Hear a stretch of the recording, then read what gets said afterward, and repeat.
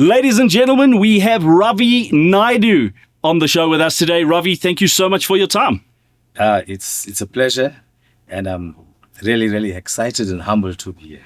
Oh, man. Okay, so before we dive into the meat of the show, as you guys can see, there are books here. Ravi has a book, and it is insane. So comment the word book, and we will literally ship it and send it to you for completely free. This book is going to land up on your doorstep for 100% free. I'm not joking. And we're going to pick a bunch of you that have commented the word book, and we're going to get this book to your doorstep for free. And that is a way that we spread the gospel by our testimony, Ravi's testimony to be exact. So what do you think of that, Ravi? Awesome. Let's go. Because people need to know that, hey, there's an awesome God, and He can do fabulous things in your life if you allow Him to. So amazing. Okay, cool. So let's dive straight in. Can you just tell us quickly where you're from and what you do for a living? Okay, I formerly grew up in Durban, and I moved to Joburg like about 12 years ago. We'll get into that. But now I'm on the streets. So I work on the streets. We work with the homeless, with the drug addicts. I go to schools, rehabs, wherever we can identify there's a need, and where we can alleviate the problem through the Word of God, we do that. Oh, man. Okay. But that's where you are currently. Yes. There's a previous chapter that leads us to where we are today. Take us from the beginning. Go for it, man. I think, my journey started when I was very young. Looking at role models that were gangsters and drug addicts and, things like that. And our lives shaped around that. We thought that was cool. We thought that was the best thing that ever happened to somebody. And I dropped out of school at grade 10. That was, standard 8 at that time. And I got married at 17. I was a father at 18, and I need to go work. And, life just happened all of a sudden. Being a young man, our motives were good, but we contributed to the bad things. And the choices we made led us one thing to another. And then at the age of 23, I was the leader of the Phoenix 5 gang. And then we went on a rampage on one day. The day was done.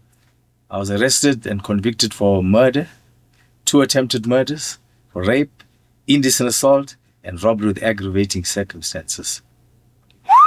Okay, so you guys went on a rampage. Yes. Okay. So we were 5 of us, and then, I think influenced by drugs, influenced by alcohol, and, sadly to say, we were influenced by people that we thought were role models. And, I stood before a judge. He said, give me one reason why I must not kill you. And I'm talking about 1987, 1988. We still had the death sentence in South Africa. So he said, give me one reason why I must not kill you. I said, well, I never begged in my life. I'm not going to start now. And the judge said, well, very well then, on count number 1, I sentence you to death. On count 2, 10 years. Count 3, 7 years. Count 4, 7 years. Count 5, 7 years. Count 6, 7 years. I was barely 24 years old. I was sentenced to death and 38 years. That is nuts, man. That is nuts. Okay, so, but before you arrive in the courtroom, now you've got your, what's the name of that, Phoenix 5? Yes, the Phoenix 5. Okay, so did you start that gang? How did you get involved? And just to describe a bit of the setting of that, the brothers that you had and the dynamics. Were you the leader? How did that all happen? Yeah, I think we're indulging in like wanting to sell drugs, get involved in that area and, supply the prostitutes with drugs and things. And we formed this gang so that we could make money and then pump it into the drug business. So what happened is, we started this and I initiated it. And we were 5 and therefore we were called the Phoenix 5 as well. But we've come from different backgrounds. We've come from different gangs, friends. So how does that happen? Are you lying in bed at night and you're like, you know what? Let's start a gang. Let's go peddle some drugs and let's go cause some havoc. Like what's going through your mind at that stage? No, I think greed. You know, we look at everything around us and we think, hey, a quick fix will help us, you know, better our lives. Totally. Or better our families' lives. And that's the wrong choice we make. So I think we planned this about 2 weeks. You know, this is what we're going to do. And I worked at the time, I worked in central Durban. And there were a lot of massage parlors and prostitution houses and things. So I thought, you know what, I was friends with a couple of them. And they wanted like to start, you know what, hey, we need you to supply us with drugs and things. So that was on a big scale.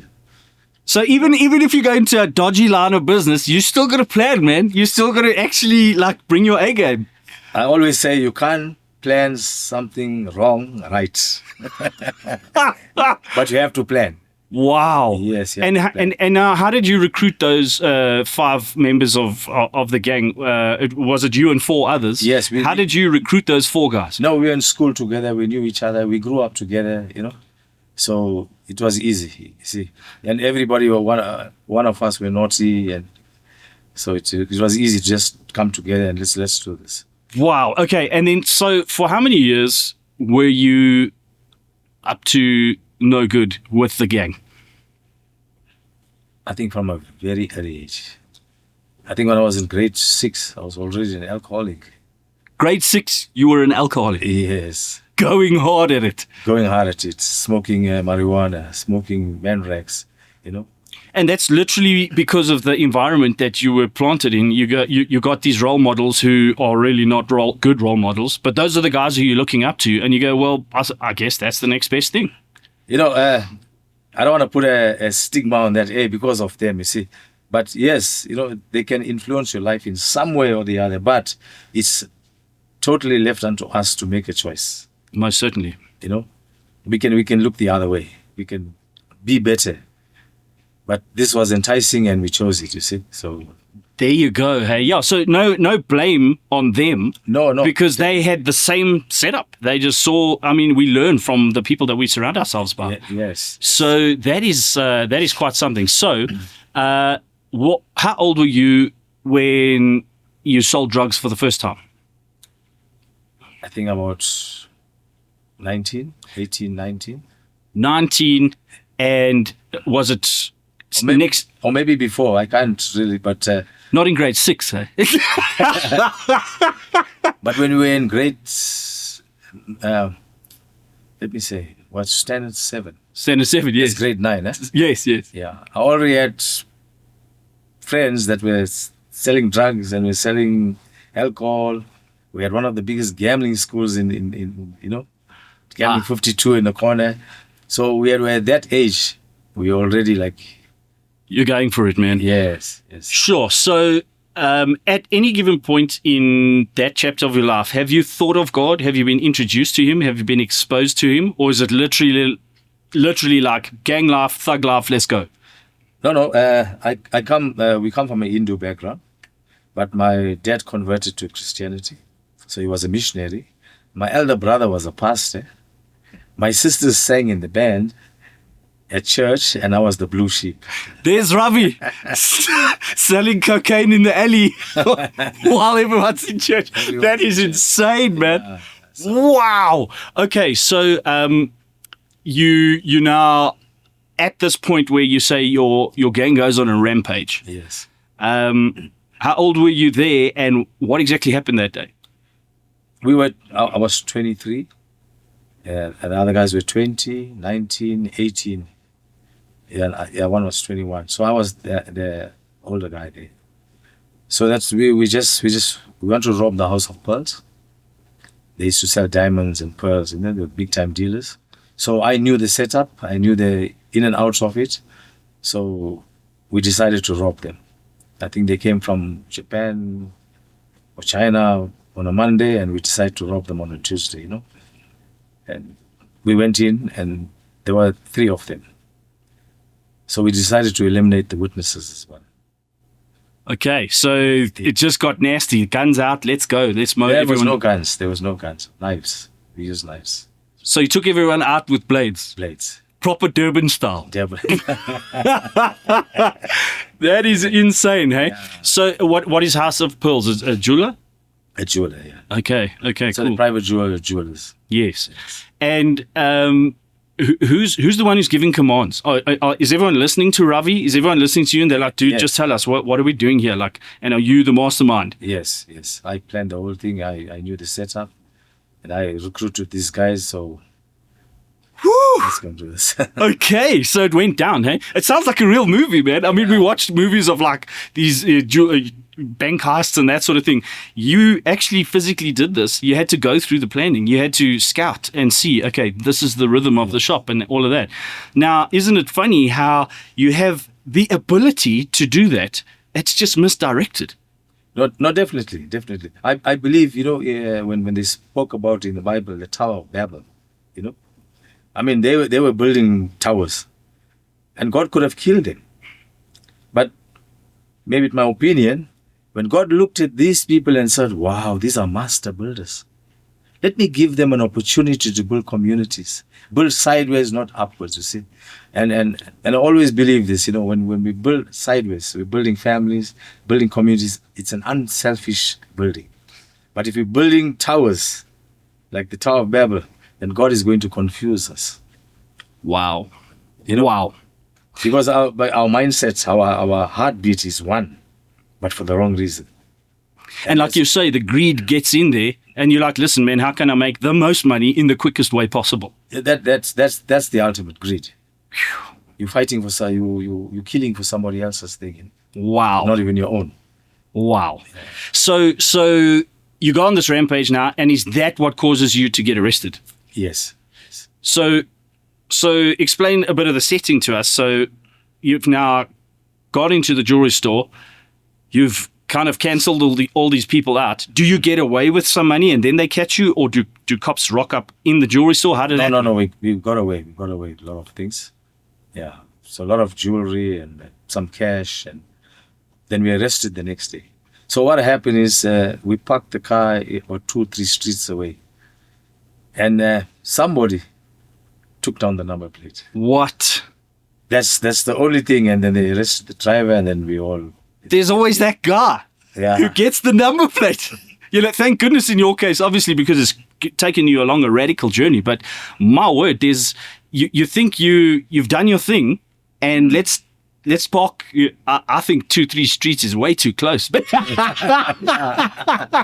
And then someone spots your number plate. No, there's a lot of good people out there, Wow. We always look at the bad side of things, but okay, it was bad for us. They Yeah, at that point in your life, it was when I bad. look back, it could have saved us. It saved us our lives. We could have went on and did other things if we got away with that one. Totally. Yes. Was that your biggest one in your I would say thug life career? Was that your biggest one? Yeah, that was the biggest one. We were arrested, and the next day after that. Okay, so where were you when you got arrested? So now the car is 2-3 streets down. Someone recognizes the number plate. How did the cops find you? So we went back home. I had a shower. Went to sleep. I was married at the time. My wife was 6 months pregnant. Oh. Our second child. And everybody went. We said, hey, each man for himself. We'll see you all tomorrow. And about 3 a.m, we're hearing a bang on the door. And everybody is there like, yo. So you open the door, and there's just cops everywhere. Flattened you out. Whoa! So they charge in, they just cuff you. They don't even ask questions. Don't even ask us. And what's going through your mind at that point? Yeah, hey, I'm thinking I'm the first one arrested, so I'm still denying it. I'm still saying, hey, I don't know what you're here for, and But then they took us to a filling station, a garage. Then I see, hey, there's all the other guys are stealing. So I was the last one to be arrested. Oh, the guy who came up with the idea was the last one to catch the handcuffs. That is insane, hey? So now you're arrested, you've been denying it, now you get taken to the garage, you see all your brothers are there as well, and you're like, oh my word, yep, this is real, this is happening. What's happening in your mind at that point? Because up until then, you're your own man. Yes. But now what's going on? I know, been assaulted. Yeah, I think, that there's a way they test these tires for leakage, or the tubes for leakage, the trough there. They dumped me in there till I was knocked out. So they dipping your head in and out of that water? Yeah. I'm saying nothing, you see. And I'm still denying it because, they had no evidence on me. They found nothing on me. So you're like, if I just deny enough and there's no evidence, maybe I'll get out of this one. Maybe we'll get out of this one. Like so many other times, you see. So. Now, was this the first time you got arrested? Like any previous encounters with the cops? Plenty. Oh, is it? Yeah, plenty. Okay. So there was a bit of a. They knew your face associated with being a naughty boy. Yeah. If you read my book, you see I even assaulted the cops too. Well, there you go. Yeah. Okay. Once again, comment book. If you want Ravi's book sent to you, we're going to choose a bunch of you guys, and we're going to send this book to you for free. It's insane. It is insane what is in here. Okay, cool. So, moving along, you now get taken from where the cops are holding you to what happens between there and court. Do you get to discuss this with your brothers at all in the same cell? What's happening? No, they separate us. We're under investigation. So, they try to find evidence, and there was an overwhelming evidence. To be honest, me, I'm guilty. I did the case, and I was charged accurately, found guilty accurately, but the sentence was a bit death sentence straight away. That's crazy, eh? Yeah. That's insane. So now you stand in court, and you haven't seen your other brothers yet. You just know it's you against the world and the system. Are you talking to God in your head at this point? No, I think we're just getting high. Okay, so trying to forget our troubles, So just to numb the reality of, oh my word, this is crazy.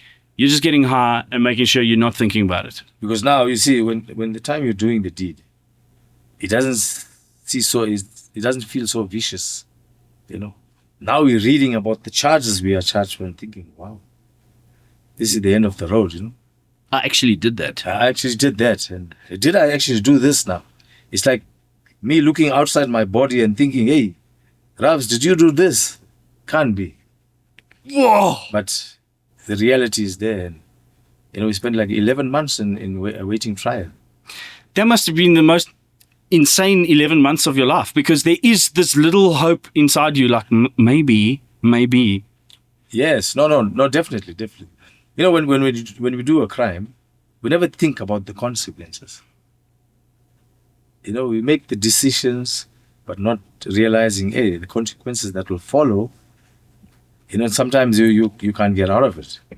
You're just blinded by the greed. You're literally just going in and you're like, man, let's get that jewelry, let's get that money, let's do this. And we're looking at, we're one-sided, you see. And that's why all evil, carnal-minded people are one-sided people. They never look at the other side. Sure. Okay, so 11 months you're waiting for your trial. Then your trial comes. Yes. Explain that to us. How does that look? You're walking into the courtroom. What's happening there? Okay, they gave us they set for trial for 9 days.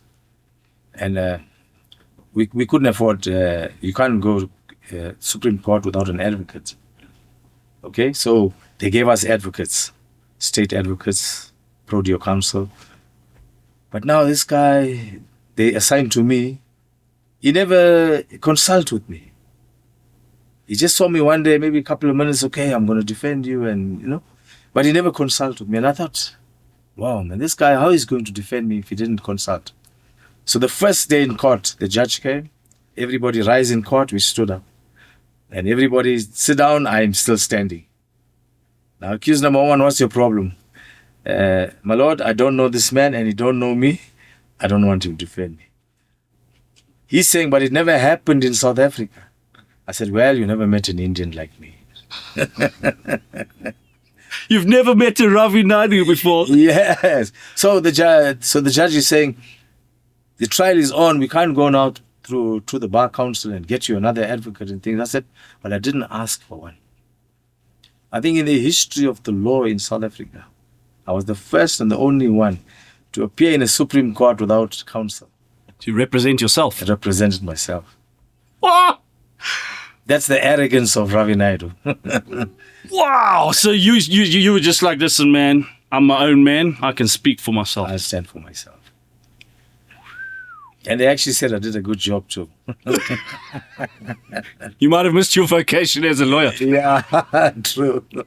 That's insane, hey? So you stand up and you say to them, listen, I don't know this guy. I'm representing myself. What happens then? What's coming out of your mouth? What's coming out of the judge's mouth? And then the judge said, you have to have a counsel. I said, I don't want a counsel.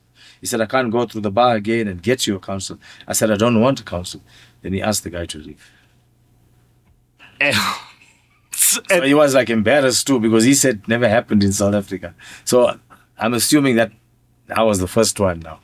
Because truly, you can't appear in the Supreme Court before a judge without counsel. And there you are, doing it. And there am I doing it. Yo, man, setting trends. Yeah. So you start a dialogue with the judge now. And questioning the witnesses and Wow. defending myself. So they give you all the evidence and things. So go back and, And at this point, are you making eye contact with your other brothers? we're standing in the same, we come together. But they were young. They were young at the time, we got all caught up in this mess now. So everybody's like for himself, hey, whichever way I can come out, Okay. Yeah. Okay. And is there anything in you that's feeling a little bit of compassion for them at the time? No, I did say at the first, I said, listen, let's all plead guilty. But I did the murder. Yeah. I did the rape. Yeah. So let's plead guilty and then you'll have lesser charges. Yeah. Yeah, but they said, no, we can't do that. I said, well, each man for himself then. Because I did the murder. So, it would have fallen me because I'm saying they didn't do the murder. So they wouldn't have had a murder charge. Man. Okay, so this is a theme that I want to maybe just dive into a little bit, is the leadership side of it. Okay. Yes, there's the arrogance and the pride and the thug of, just getting money and having the greed. But in order to start a gang, there is a certain level of leadership that you need to have. Definitely. You have to have what they say. You have to have like guts. You have to prove yourself. Yes. You got to know how to fight. You got to know how to stab. You got to know how to, you can't back down. You can't be a wimp and lead somebody. And this is the question that I want to ask you is, when it comes to leadership, there's a certain level of knowing how people work and understanding how to govern people. Yes. And then when it comes to the gangster life, how do you kind of rise into that position? Is it a mixture of just pure violence, like don't mess with me, I will stab you, versus I think pure violence? Okay, so the leadership side of it, how would you kind of sum that up in a sentence? Would that be... No, you take control. You take control. And whoever wants to stand up against you, well, let's see. Okay. So with me, growing up now, I trained doing karate. I did yoga. I was in the Natal team for gymnastics. I was an ardent soccer player. I did road running. So I was physically fit. You knew how to handle yourself physically. Yes. You see, and most of these sports are supposed to discipline you. But for me, it was my way of being aggressive and my way of saying, I'm confident enough to take you on. It wasn't your discipline, it was your enabler. Enabler. You see, gave me the confidence to be violent. There you go, hey? Yeah. And you mentioned yoga. Did that contribute in any way to you kind of knowing how to handle yourself? Yes, you're flexible. You're doing karate, you're doing yoga. Wow. I'm a gymnast. I'm a Natal in the team for Natal gymnastics. Okay. So I was flexible. So in school, were you in a lot of fist fights? Almost every day. Ravi Naidu, please come to the office. Ravi Naidu, please come to the office. No, outside. You see what happens. I had friends now. They were tall guys. Most of my friends were tall, and I was very short. And they can pick a fight. Okay, fight that small one there. Now we send in the Jack Russell. Yeah. So they went one look at me and said, okay, we take this guy on. But me now, I'm a dog with a bone, I never let go. Oh my word, that is so fascinating, eh? And that obviously, that's something that God has put in you, is this, listen man, I'm going to take this thing, take the bull by the horns. Yes. But once again, just mischanneled. And I think that just happens to so many people out there who are raised in unhealthy environments. They are actually born leaders. They've got that calling on their life. Yes. They've got this entrepreneurial spirit to start a business. I mean, to start a business or to do what you're doing currently, you got to be a little bit crazy because you're just catching bullets all the time. Yes. But that energy and that gifting mischanneled can cause a whole lot of havoc. True. And to see that materialize into what your past was and now what your current season is, Yes. it just shows you that God doesn't take away that ability in you. No, it doesn't. You're still a leader. Yes. You still have that grit to take the bull by the horns, and the dog who doesn't let go of a bone. Yes. As I told you, you have this inability, I can say, as a master builder. As you're saying now, see, we channeled it in the wrong. We're building the wrong places, you see. But God didn't kill us. Wow. He allowed us, let me give you an opportunity now to start building. And let's see your second chance, what happens, you see. This is my second life. God of second chances. God of many chances, but, to take it to the next level. And I believe all, when God chose even his disciples, they were all rugged people, you see. So this gospel is not for wimps. You can't tell me you're a soldier fighting against demonic spirits, you see, and you want to be a wimp. You want to just go in one corner and pray for 24 hours. No, you need to stand up and be counted and say, you know what, devil, this is me. This is me. When I get off bed, you must know you're in trouble. What? What? And that isn't arrogance because you're doing it with behind and backed by the power of God. Yes. I ministered in many drug dens, and I've been to where they wanted to kill me. I'm still alive. The Bible says if you want to save your life, you lose it. But if you want to lose your life for my sake, you will save it. I've been threatened, and people, no, you should die in prison and this, that. I'm still smiling. I'm still sleeping well. God gives you this ability to come out of your shell. That is insane, man. Yeah. So now you've been sentenced and convicted. Just walk us through what the judge says, and you feel the penny drop, and you're like, okay, whoa, it's happening. The day we were found guilty, I think in 7 days, all of us. And then they said they don't care who did what. We all acted in concert. So we were charged on a common purpose, found guilty on common purpose. And the judge told me, if there was extenuating circumstances, I would have still given you the death sentence. That's what he said. And so he said, give me one reason why I must not kill you. And I'm thinking, oh, okay. Everybody's watching you. You don't want to be this crybaby now, I said, well, I never begged in my life. I'm not going to start now. He said, very well then. Count number 1, I sentence you to death. And the rest of the game, 38 years. And when I sat down, I was high. We were smoking high. When I sat down, I'm counting.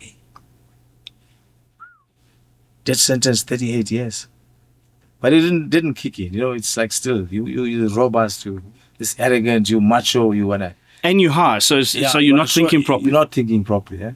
And then the next day, they took us to Westville prison before they moved us to death row. And the next day, they allowed the families to come and see. And then when I saw the people, I saw my dad. For the first time I saw my dad, he didn't even shave.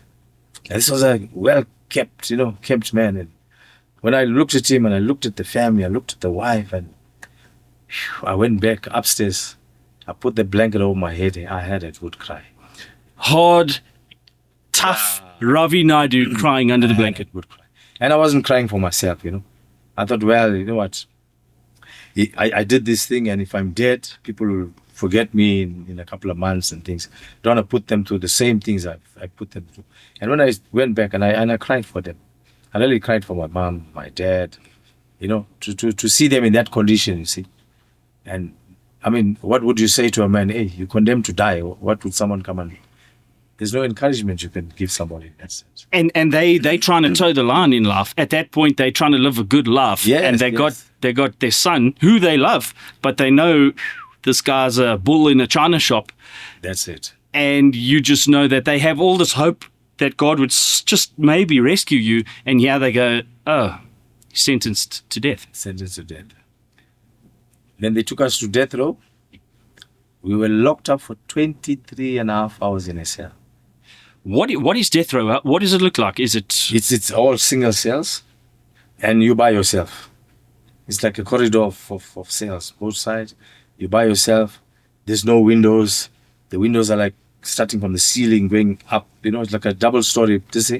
Yeah. And you can't even hide that. They can see you from the top. They can see you from the bottom. There's nothing can go in or out of that. The doors are like, safe doors. Just close shut and then you're in there. And you're only allowed 30 minutes to go out, and you walk in like a Binner Plus in the prison, but you're not allowed to talk to anybody.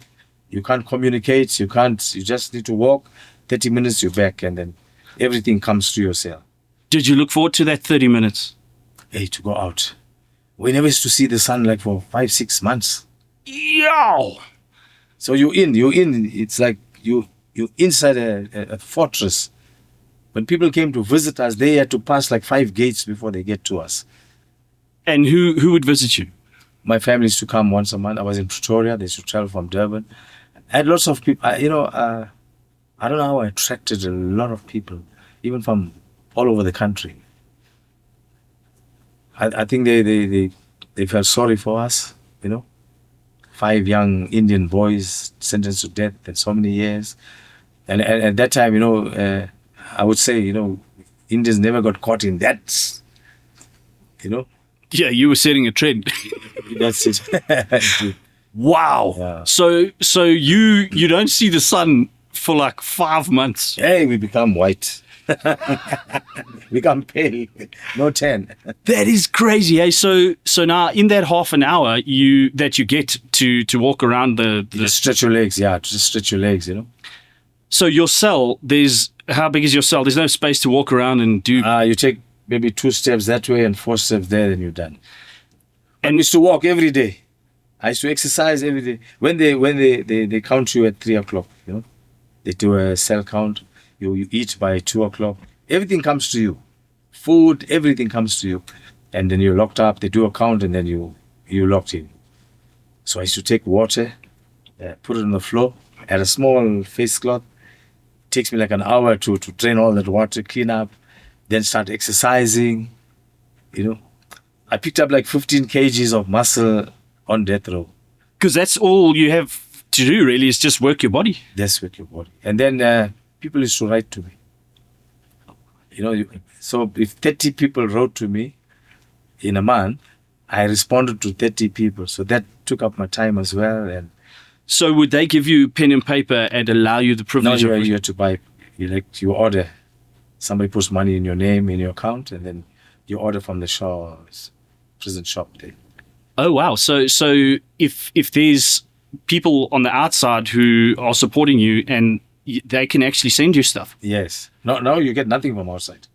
Nothing. But back then it was different. Yes, it was different. Then you can order from the prison shop. So what kind of things were people sending you? No, they just send you like cash, money. Okay, literally. And then you have to sort it out. Yeah, you get so much to buy for a month or something. My word. And okay, so now you read one of these letters that come in there. How does that start to affect you? And yeah, it breaks you. No, it breaks you.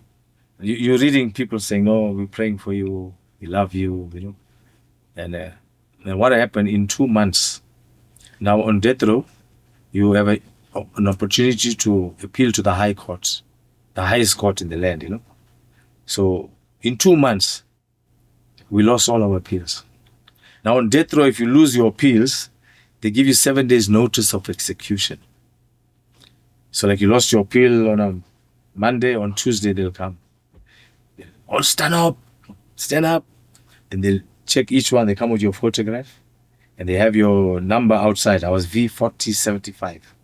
That was my prison, my death row number. And they come and they check the photo, and they say, okay, next Tuesday, the law must take its course. So in other words, what they're saying, we're going to hang you next Tuesday at 6 o'clock. So they come with a death warrant. You identify yourself. I'm Ravi Naidu. Hang by my neck till I'm dead. So I don't know why 3 times, but... Just to emphasize. And then you sign that. Did you sign that? Yes. You sign your death warrant. You acknowledge that they sentenced you to death and you are the guy. So when you put pen to paper there, what's going through your mind, man? As I told you, I believe that if they killed me, my family won't go through this to visit me. I put them through a lot now in this 12 months. From being awaiting trial, they have to visit me every week, bring me stuff, and then, I've seen the way they deteriorate their lives as well. And so I thought, if I'm gone, I'm gone. And at any given point, because I've read some stories about guys, just wanting to end it themselves in prison. Was that going through your mind at all? Never. Wow. Never. Not one day in my life. That's why I told you, I exercised, I kept fit, I read books. I used to read, like, they give you 5 books a week to read. We used to take don't care about the title, the thickest book we get. In a couple of days, we're done. So I used to read a lot, and I used to write a lot. I keep my mind occupied, I didn't want to be this person like, he was this attitude and this arrogant and came now, and you see, they bent him, So for me, like, I was still macho, still had my pride, and I wanted to go out with a bang. Like, I'm not a crybaby, you see. If they're going to hang me, I'm going to have a 6-pack while they hang me. Definitely. What? My neck will be strong. It'll take me longer to kill me. Oh, my word. I think that is just amazing in itself, because the whole deck is stacked against you. You know that they're going to kill you. They're going to kill me. I mean, there's nothing more depressing. And yet in that hole, you are still able to stay on top of things. And there's a couple of things that you're doing to do that. Number 1, keeping your mind active. By reading, stimulating your mind. Yes. Number 2, physical activity. Yes. I mean, if you were sitting dead still, getting weaker and weaker physically, I think that would have been detrimental for you. I've seen guys go crazy. I've seen guys shouting at the top of their voices, and there's nothing moved. Everything is solid to the wall, so you can't break anything. And so you've absolutely nothing in your cell. You can't have anything in your cell. You're sentenced to death. But your mind is something that they can't take away from you. Wow. They can lock you up. They can threaten you with death. But your mind is a powerful tool. Oh, man, that's everything. Your mind is everything, man. Yes. And for me, that's, keeping sane was my ultimate. So what kind of books were you reading? Any book and every book. And someone left the Bible outside, and I started reading the Bible one day, just smoking a cigarette and reading the Bible, And, we knew God. We went to church, but we weren't born again. We weren't saved. We went to church because the family went. The father was happy going to church. So, but, I attribute, and I say this loudly, that the Bible says in James 5:16, the fervent prayer of the righteous availeth much. So, I'd done nothing in my life to deserve to live. But fervent people were praying for me. God answered their prayers. I was the beneficiary of their prayers. Wow. So I'm alive today because people prayed for me. People never gave up on me. Oh, my word. That is huge. Yeah. So, I always advise people, never give up on somebody. No matter how down the road they are, no matter how deep in the hole they are, never ever give up on somebody. Because God told even Abraham, if there's 5 righteous there, I'll save the entire nation. So what was he saying? He's saying, Abraham, I hear your prayers, but stimulate the people too. And because, and why God is not destroying everything around us as well? Because there are people praying. There are really righteous people out there that sincerely pray to God, and God, have mercy on us. And I think that was my highlight, you know. That is crazy. So not only are you responsible for looking after yourself, absolutely, you got to maintain your mind and your body. Yes. To stay above the trauma that you're going through. But there's another leg which is actually out of your control, and that is purely the love of other people. Other people. That they have for the soul inside Ravi Naidu, that they know Yes. is pure gold. Hey, definitely. And they cannot let go of the idea, especially a mother and a father. You know, my mom, what she said, I lost all my peers. When you lose your peers, there's no more legal case now. You can't go back to court. You can't fight it, you see. But she said, I will never die until you come out. She spoke a word over my life. I will never die until you come out. She died 10 years after I came out, at 87 years old. My mother-in-law said, Ravs, hey, I'm going to die before you come out. She died 12 years before I come out. Life and death in the power of the tongue. It's everything, eh? Hey, what we speak, we get. So powerful. Yeah. Wow, that is amazing. So when we say what we speak is so powerful, was there a kind of a sentence or a story or a dialogue in your head when you were in death row that you were just telling yourself the whole time, irregardless of the fact whether you knew about God or you were born again? Was there something that you just kept telling yourself? No, I get up every morning and say, today is my day. As simple as that. Today is my day. For all the years I've been in prison, I get up in the morning, today is my day. What? That is just so cool, man. Looking yourself in any reflective surface, am I right? Yes. This is my day. This is my day. We have to live with that hope. We can't, if everybody else gave up if you give up on yourself, there's nothing to live for now. Yeah. Because you are responsible for yourself. You got to be your own cheerleader. You definitely. I used to run around, play ball, jump, head, kick. There's no ball. But I used to love soccer. So I'm playing soccer for an hour, 2 hours, perspiring. Then I sit down, I'm relaxed. The mind is telling you, although you can lock me up, but I still had a good game of soccer. You sitting there, you're in your cell, you and yourself. Myself. And you're playing a soccer match, man. You're running up and down. There's maybe 2 meters this way. And even though that cell is a small cell. And a lot of people would think that's, you're crazy. You're childish for doing that. Absolutely not. That is your lifeline. That is you keeping that Ravi alive. It really helped me. It really helped me. I'm sane as you can. I'll relate, how I educated myself after coming out of death row. Wow. Okay, so we've touched on how you mentally kept yourself going. Now we're looking at the people that are praying for you. Yes. That is just undeserved. You don't deserve that. I don't deserve that. I was guilty of whatever I've done, and they were right in saying you need to die. So I didn't deserve to live. Up until that point in my life, there's nothing I've did right to deserve to live. But I'm still alive because of fervent people praying. Do you know, it's almost like, it's just such a perfect example of when Jesus said, Father, please just forgive them. They don't know what they're doing.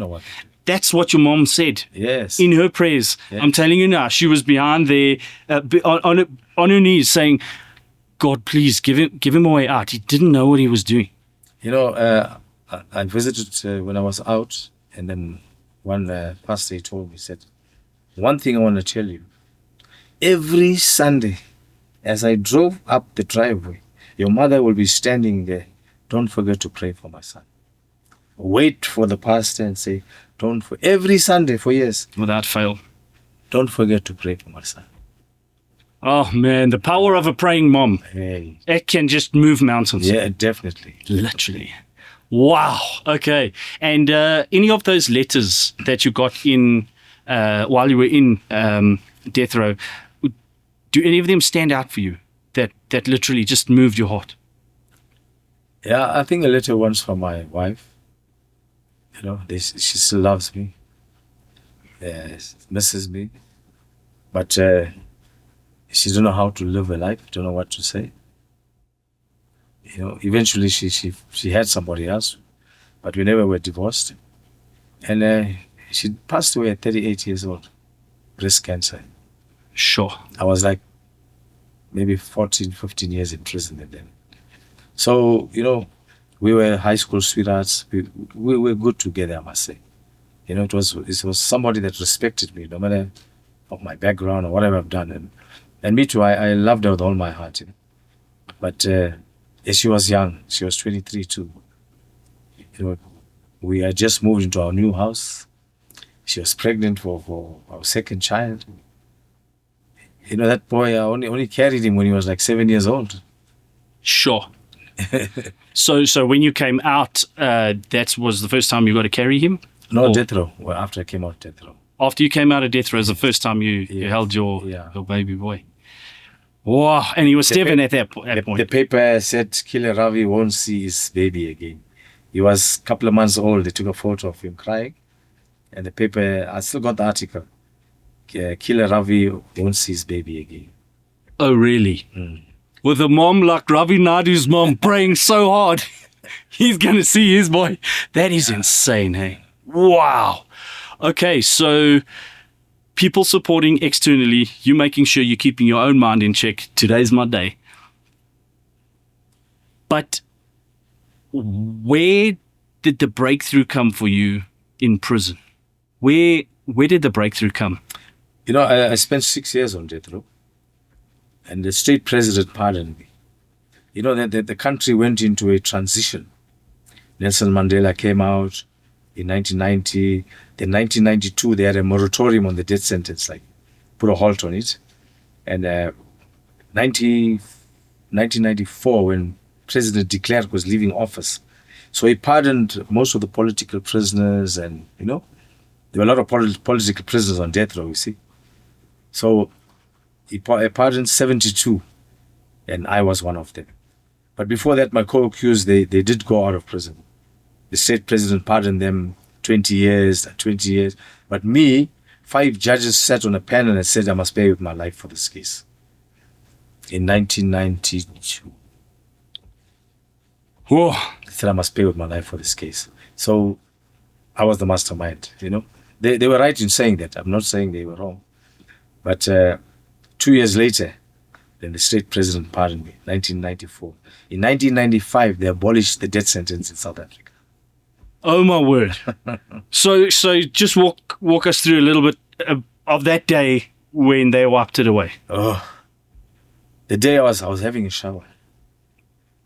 And then they have noise outside. And then they're saying, Ravi Naidu. Because now they were 72 were being pardoned, you see. So they were calling them. So we know now these guys, they're shouting the names from the gate that they're going out, you know. And me, I thought, I'm just like everybody else. I was having a shower. Ravi Naidu, pack your things. Hey, I came out running naked outside. Hey, did you call me? Yes, we called you, pack your things. We go in front there, and then they said that they commuted your death sentence to life in prison plus 38 years. I was excited, and I was like, life sentence again after 6 years. But we had no choice, no option, and, you know. But now you know they're not going to hang you. Now they're not going to hang me. You're just going to pay with some time. Yes. A lot of time. But they're not going to hang you. They're not going to hang me. How was it? Hey, as I told you, I came out with the soap, and I don't know if I took the towel with me, but I was like, hey, I just heard my name. That must have been some of the best news ever. Ish. It was. I think more for my children, the family, you know, it was like, yo, wow. They actually celebrated in a hall. They hired out a hall and celebrated my coming off. That is insane. Yeah. Oh, my word. Because what that must have meant for, like your mother. Yeah, all of them. Yeah, she is. Things and all, like, you know. Your mother's begging God, please, please, please, Yeah. please. And God doesn't just move a small chess piece. No. He moves a national legislative act and says there's no more death penalty. Mm. Oh, and Ravi Naidu happens to fall under that Same. exclusion. You get excluded from the death penalty. Because they would definitely hang me. I'd lost 5 appeals on death row. 5 appeals, and that was, see, only could be pardoned, you see. And I think God listened. You think, my word, we know for a fact he listened, eh? He did. That is unreal, man. Oh, wow. So did anyone visit you in prison that came to just tell you about God and try and coach you a little bit? Yes. We used to get pastors. You know, that time to come out of the cell now. Hey, any church, hey, we're out. Just to get out the cell. Whether it was full gospel, old gospel, any don't care. whatever. We don't even understand the language. We go to church, you see. And I believe that the seeds were planted as well. You know? Wow. Yeah. Was there anything that one of those pastors or people said while you were there that you know for a fact that was a solid seed in your life? No, definitely. What did they say? Definitely. They speak into your life. You know me, I believe in prayer. I pray a lot. But even when I minister to people, I don't want to lay my hands and pray. I want to speak into your life. Totally. That's what God did, you see. So a couple of times he spoke and he said, I don't do this thing. I think they called him because when we lose your appeals now, you need a priest to pray with. So that's why they called him, you see. And he used to come and visit us every week. Come inside, have a service with us and things. Yeah. And was there like a certain sentence or a phrase that he said that just stuck with you? Yeah, he said, and I still remember it now, Psalms 91. And what does that mean to you? He said I must recite that and by heart it and learn it. And I did. Oh, man. That is so awesome, eh? Oh, I tell you what, these people that are cut out for prison ministry, they shift mountains in people's hearts. No, definitely. That is something else, eh? Okay, so we've touched on the start of your journey as a young boy. We've gone through prison, getting convicted, getting released from that conviction. And now we find ourselves at a place where you're about to get released from prison. Yes, you're doing time. You know you're not going to get hung now. You're doing time. Now you're going to get released. The day or the week of that you're going to be released. Maybe just walk us through a bit of that. What's happening? So I had a life sentence and 38 years, right? And when I came out now, I joined the gangs. I joined the prison gangs inside. I was a 26 gang in prison. And a couple of years' time, I rose up to be a judge, 8 stars. An officer, in the 26 gang. I was judging the number. When anyone do a wrong thing, I give the sentence. What? So I had 8 stars, you see, 8 stars. One of them is a general, captain, doctor, lawyer, you see. So each one got a power, you see, but my office was a judge. How in the world?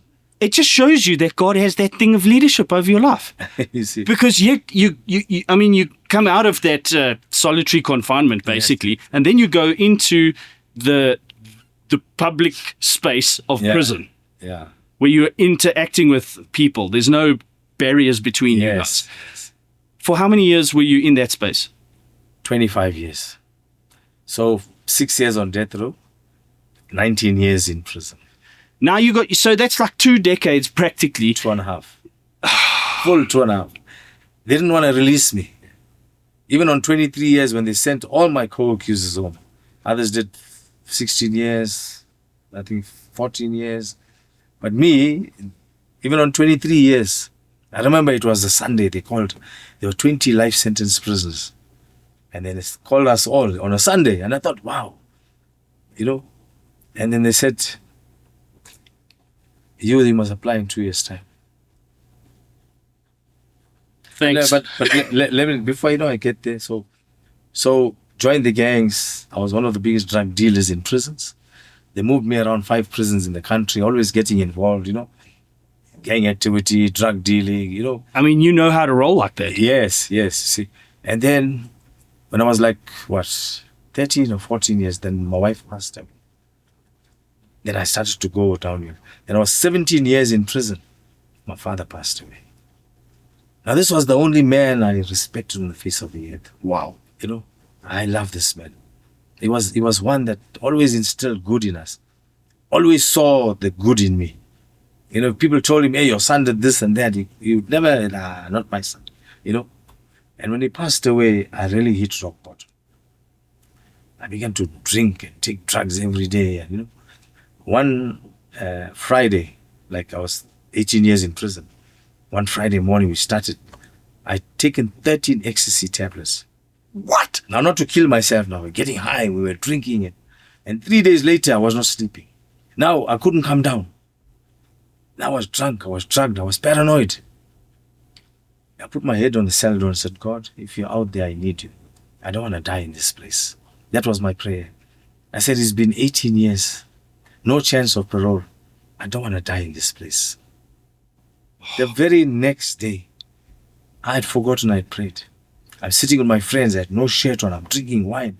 I'm smoking a cigar. We were those always in prison. And 5 men walked past the cell where I was sitting.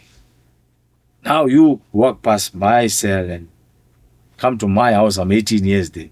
You must know who I am. I walked outside. And who are you guys? No, I'm a pastor. I'm a prophet. I'm an apostle. I'm a teacher. I'm an evangelist. God has sent the fivefold ministry to save a murderer and a rapist like me. The very next day. Were they visitors? First time they came to the prison. Were they convicts inside the prison? No. Just coming to minister to you guys? There was an apostle, a prophet, a pastor, a teacher, and an evangelist. Coming from outside for the first time in this prison. The first person they met was me. Oh my word. And this is directly after you've prayed the simple, uneducated prayer of, The day before. God, if you're out there, come on, man. I don't want to die in this place. That's what I like to tell people. My dying in this place was prison walls. My dying in this place was being paranoid, being high. What is your dying in this place? What is killing you? What is holding you back? Because God has given us this earth. God has given us this life. What is holding us back from enjoying it? If that's whatever is your dying in this place, tell God, you don't want to die in that place. Whether it's drugs, whether it's alcohol, whether it's prostitution, whether it's divorce, whether it's whatever it can be. If you don't want to die in that place, tell God you don't want to die in that place. See what He'll do for you. And was that the first time you kind of like really prayed? Sincere prayer. You really just meant it from the bottom and the depths of your soul. God knew it. We Wow. prayed before, but that was like, it was my turning point. It was either that or die in prison. I knelt down there, no shirt on, and I gave my heart to the Lord Jesus Christ.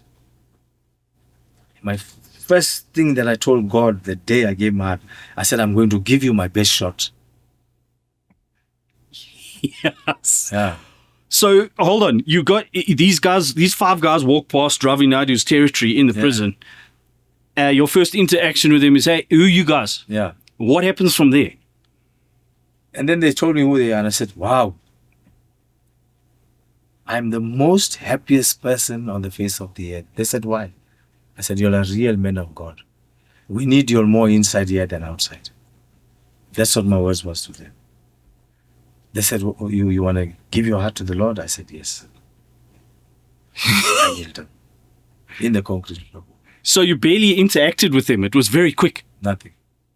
They were not even coming. They were coming to see somebody, I think. Not me. It just shows you when you go out with your original assignment, when you're going to go spread the gospel or do something for God, you think you're on your way to some Peter or Paul, but actually on the way there, God's got some other guy. No, definitely. We're so accustomed to 4 walls in a church building. When I minister in the church, I ask them, how many corners does the church have? And they say 4. I say, that's why we are blinded. Because every inside corner has an outside corner. And the inside corner, we are confined. But the outside corner has no boundaries. And that's where God wants us. Wow. That is insane, man. So you drop to your knees and these guys facilitate you giving your life to God. How did they do that? They just prayed over me. You accept the Lord Jesus Christ? Yes. They just said a simple prayer and then they left.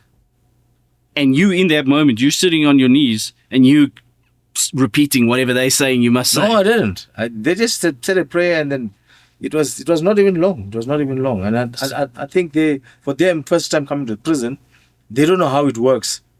So they were not coming to me. So they just like, I was a passerby, you see. But actually God was sending them to me because of my prayer.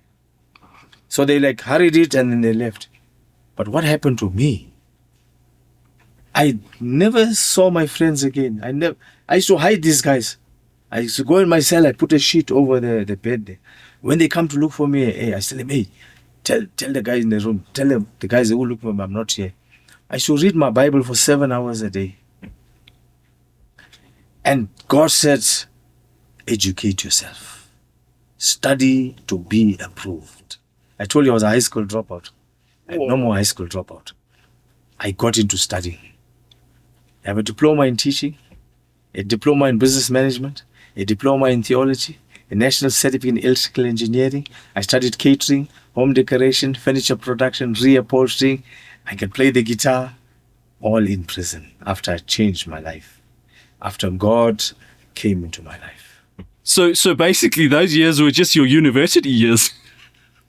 So my first half was rough, but my second half, God accelerated my progress in quick succession. I was studying anything and everything, and I had 82% for maths at UNISA. I was bad at maths in school. Now you get a distinction. I get a distinction. You see? And people say, hey, I can't go to pray or visit or go to church. I'm studying. I'm saying wisdom comes from God. Give him the time, you'll see he'll give you everything you want to know. Put in the effort. Yes. And I used to hide these guys and, but it doesn't come without tests. Oh, man. So my first test, I'm standing in the exercise yard. And the general of the 28 now, you see, I'm that old too, you see. He came to me, said, do you have a problem with me? I said, me? Have a problem with you? No, my man, you're mistaken. He said, you sure? I said, no, I'm sure. And I just had changed my life. I think it was 1-2 months now. Oh, man. Child of God now, Gave up everything. And I gave up drinking, smoking, selling, everything one day.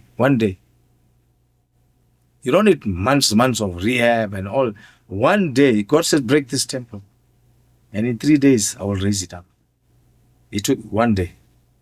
Hold on a minute. So, when you're on drugs, you're seriously addicted to it. Like, you can't wait to get your next one. I was on coke, ecstasy, whatever. Smoke greens to calm down, smoke whatever. We were drinking. I was the only one. I was selling alcohol in the whole entire prison there. I was the only one selling cases of alcohol. Whatever drink you wanted, I could get it. And we were like drinking expensive drinks, smoking cigars, and, things like that. But in the day I said I don't want to die in this place, is the day everything else died.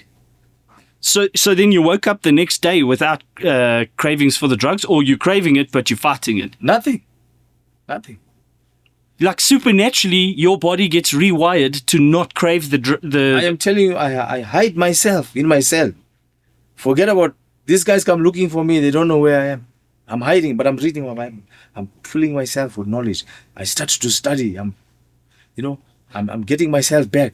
For the first time in my life, I looked in the mirror and said, wow, Ravs, you're a handsome-looking guy, man. You're a cool-looking dude, man.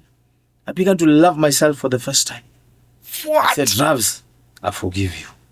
For whatever you've done, I forgive you. Because over time, you started building resentment towards yourself on like, oh my gosh, I just keep on. Now we know that if God said, love your neighbor as yourself. If you can't love yourself, how are you going to love? The way you love yourself, if you've got hate for yourself, you're going to love him the same with that hate, And I began to like myself. I began to, hey. And I saw myself, wow, you're a good-looking dude, man. Up till today, I tell myself, I got my money, I say, wow, Ravs, you sharp, my man. You see, I encourage myself. I build myself. Wow. And as I say now, it started to change. So now this guy walks up to me and said, hey, you have a problem. And I'm thinking, after I'm like running away from, you can't give up the gangs. Like putting your head on the block and saying, chop it off, But what happens if you say, okay, so you're the judge of the 26s. Yeah, 26. And now you want to stop all of that. But you can't say anything. Remember, they say there's no dustbin to throw your medals away. There's no rubber to rub your stamp away, you see. So the thing is now, I'm trusting God now. You see, I'm not saying anything. I'm trusting God. And then this guy walks up to me and I'm thinking, no. Then 3 days later, they call us into the office now. The captain, the warden, call us in the office. They called me, the general of the 28, and 2 soldiers of the 26. The captain is saying, listen to what this guy is saying. So I said, hey, what's wrong, my man? Now I can speak fluent isiZulu. Oh, really? You're fluent in Zulu? Angiyakhuluma, man. Where did you learn Zulu, by the way? In prison. In prison? Yeah. And you did it deliberately because you had to survive? For the number 26 as well. So this guy is saying he heard me and the 2 soldiers of the 26 plotting to kill him. I said, man, you must be paranoid, man. I told you I've changed my walk. That's what I told him. I said, hey, I changed my walk now. But he said, no, he heard us be plotting to kill him. I said, no. And I walked away. I thought nothing of it. I walked away. A week later, I'm sleeping in my cell. The same week now. It's like 7 days now. I'm sleeping in my cell. I'm having this dream. That a warder from another section is saying, Ravi, pack your things. I'm taking you away. But now I'm protesting in my dream. I said, hey, I did nothing wrong. He said, and a clear voice said, I am saving you. I just hear I'm saving you. Hey, when I heard I'm saving you, I heard a noise. The whistle were blowing. People were running around in the cell, and I got up and I looked at my watch. It was 5:05 in the morning. The general of the 28, he stabbed the soldier of the 26 43 times. He knelt down and cut his head out. This is in real life now, not in your dream. This is happening now. Whoa! After I'm dreaming, when they said, I am saving you, I hear this noise and I get up. And this guy stabbed the guy 43 times. Cut his head out. Finished him. Knelt down on him. The same soldier that he called us with. And that was one of your soldiers? Yes. The soldier of the 26. And how close are you to your soldiers at that point? Are they like brothers to you? It's it's an imagination. Okay. I don't know where I'm going to die for you. Okay. But the number says you're dying where I'm dying, you see. So now he kills this guy, you see. And and later that day I heard he was coming into the cell where I was sleeping.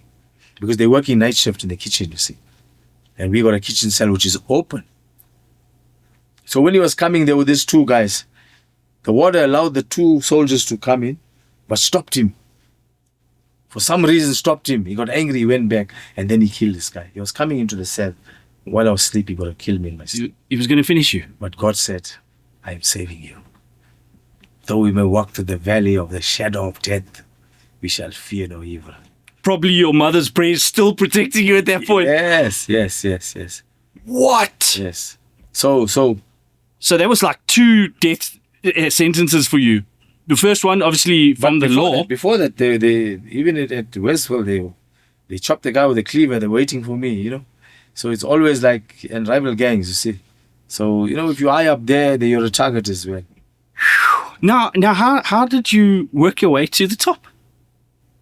I mean, you go in there as a guy from death row. I mean, maybe that already gives you credibility. Yeah. Already. Probation. Yes. You see, and now I'm busy. Then when I came out with the drugs again, with the number again, and you rise up, you see. Yeah. And everything is by blood there.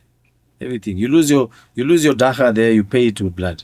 You must stab somebody. You lose your money there, you pay it with blood, you see. So that's the currency, is money and blood. Money and blood.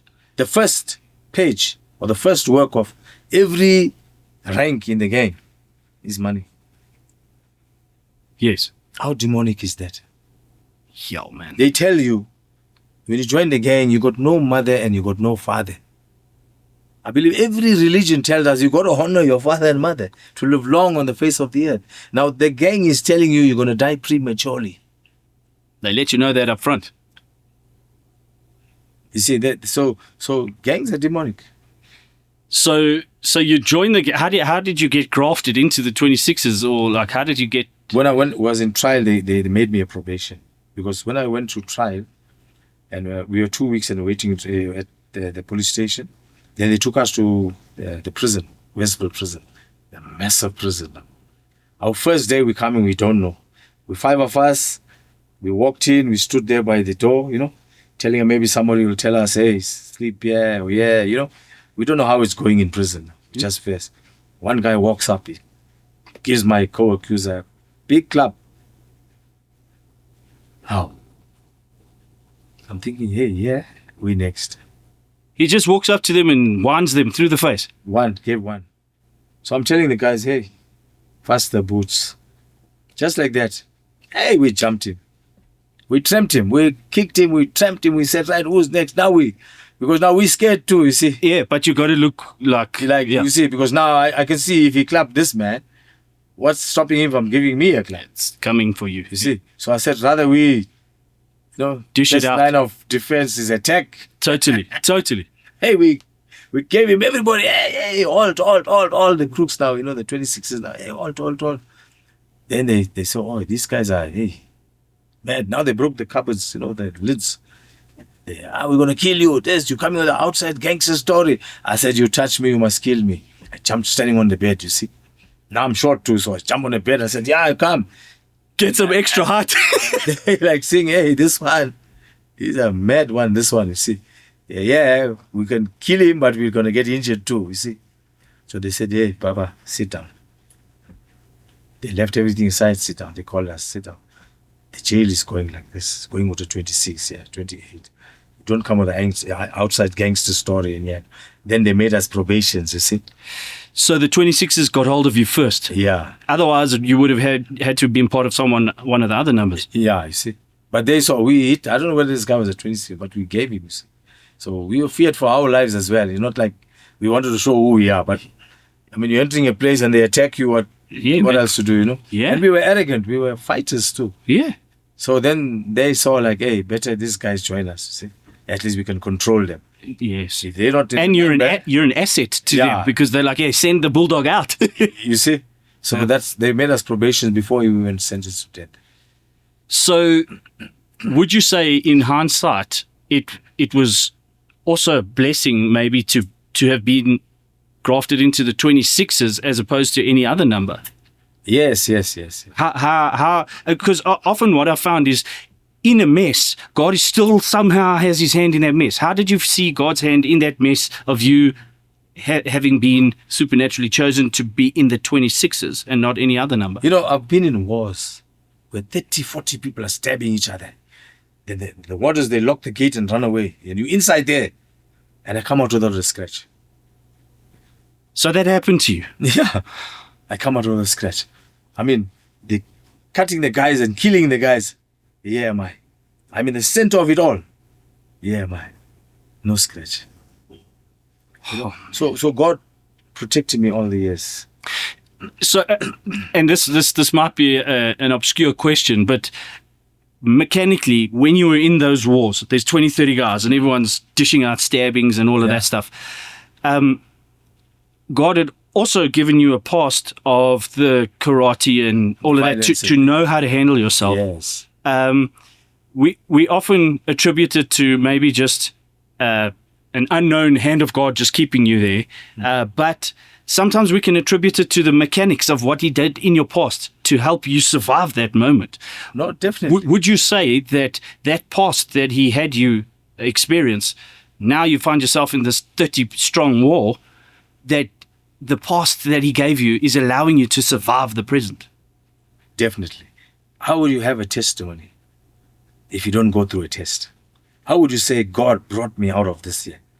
Although I was not faithful to him, he was faithful to me. He never left you. He never left me. People's prayers covered me. My families, my siblings, my parents, they all, they some way spoke to God about me, you see. And all that, it helped me now to survive, to live. I was not seeing it then. But if I look back on my life now and think, wow, God, thank you so much. Yeah. You should be gone. I should be gone a long time. Multiple times. I was stabbed 4 times. So there was a point where you actually did get a scratch and a bruise. Now, I was totally sold out to the Lord Jesus Christ. I was totally sold out. It's been like 3-4 years now. I'm 20 years in prison. But now, I'm like 2 years, 3 years now. I'm running a church inside.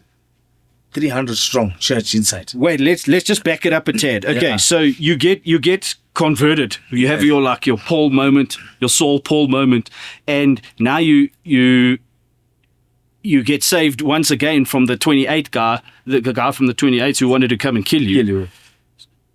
At that point, are you thinking, you know what, man, I got to rally some guys and start a group of believers, or you're just looking after yourself at that point? No, my sister said one day, she's my biggest supporter as well. She said, Ravs, you know what, when you was on death row, we used to fast and pray for you. Now that you came out, we're not doing that. How about we go on a 3-day fast with you? I said, okay. So the first day, I told my co-worker as well, he loves the Lord, that guy.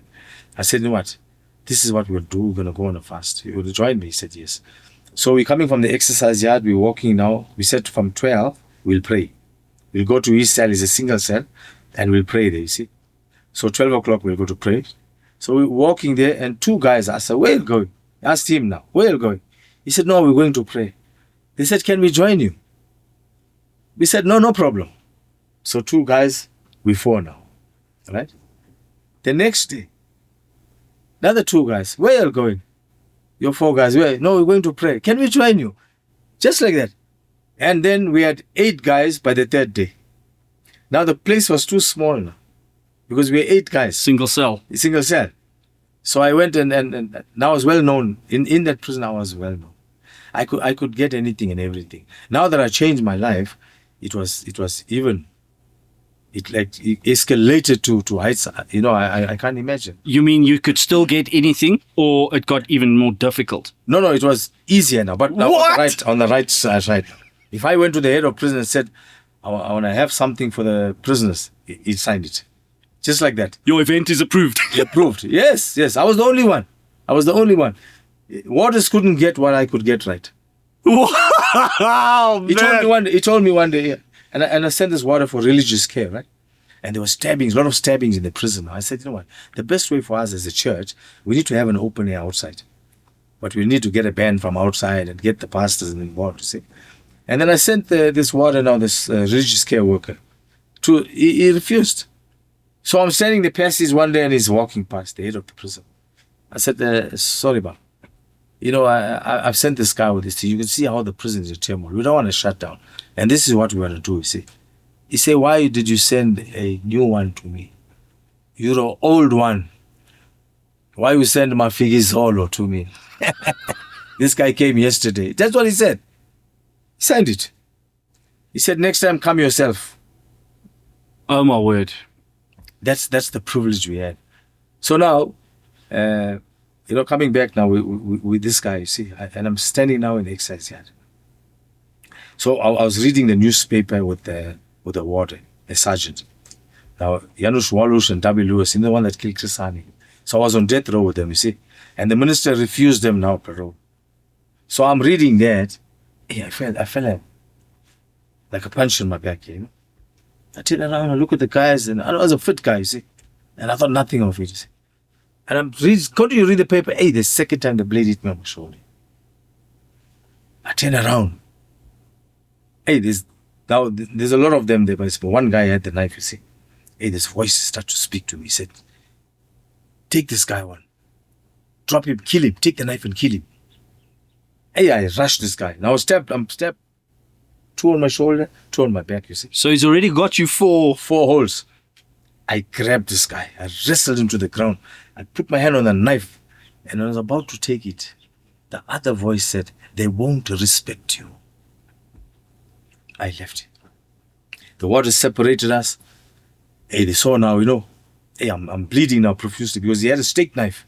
Stabbed me with a steak knife. So they took me to the prison hospital. They put an oxygen mask and they tried to patch me up, and they said, no, this guy is bleeding. They put me on a stretcher to take me to a hospital outside the prison. On that stretcher, as I'm sleeping, I'm thinking, hey, I need to pray. I'm a child of God. I open my mouth. Father, help me to forgive these guys. I'm thinking, am I hearing myself properly? I open my mouth again and that same, Father, help me to forgive these guys. I fell into a deep sleep. I got up at the hospital. They checked me. They saw my kidneys were punctured. When the doctor said, your kidneys are punctured, you need to stay here, we need to do something, I said, Isaiah 54:17, no weapon formed against me will prosper. That was my prayer to the doctor. 4 days later, they tested me. They found nothing wrong with me. Oh my goodness. He all healed up. They say your kidneys are not punctured. They just gave me a couple of stitches. You're good to go. So I came out 5 days in hospital. That was the first time in my life I ever slept in a hospital. I came out, they're holding cells there in the reception. The first person I met was the guy who stabbed me. You know what he said? He said, my brother, I prayed for you. Because when I was, remember in the stretcher, I had to forgive these guys. That was my prayer. So I came back and said, you know what? I forgive you. I mean, that's huge. I mean, the guy punctured you 4 times. Yeah. You should, everything in a normal human being is like, man, an eye for an eye, buddy. But this other voice that wells up inside of you as a result of you filling your mind with his word the whole time. All time. You see. And they charged him. See? And the prisoners hit him so badly. The whole jail went on an uproar. They nearly killed him. They said, why are you touching Ravi? That's it, because now everything happens in that prison now. Go speak to Ravi Naidu.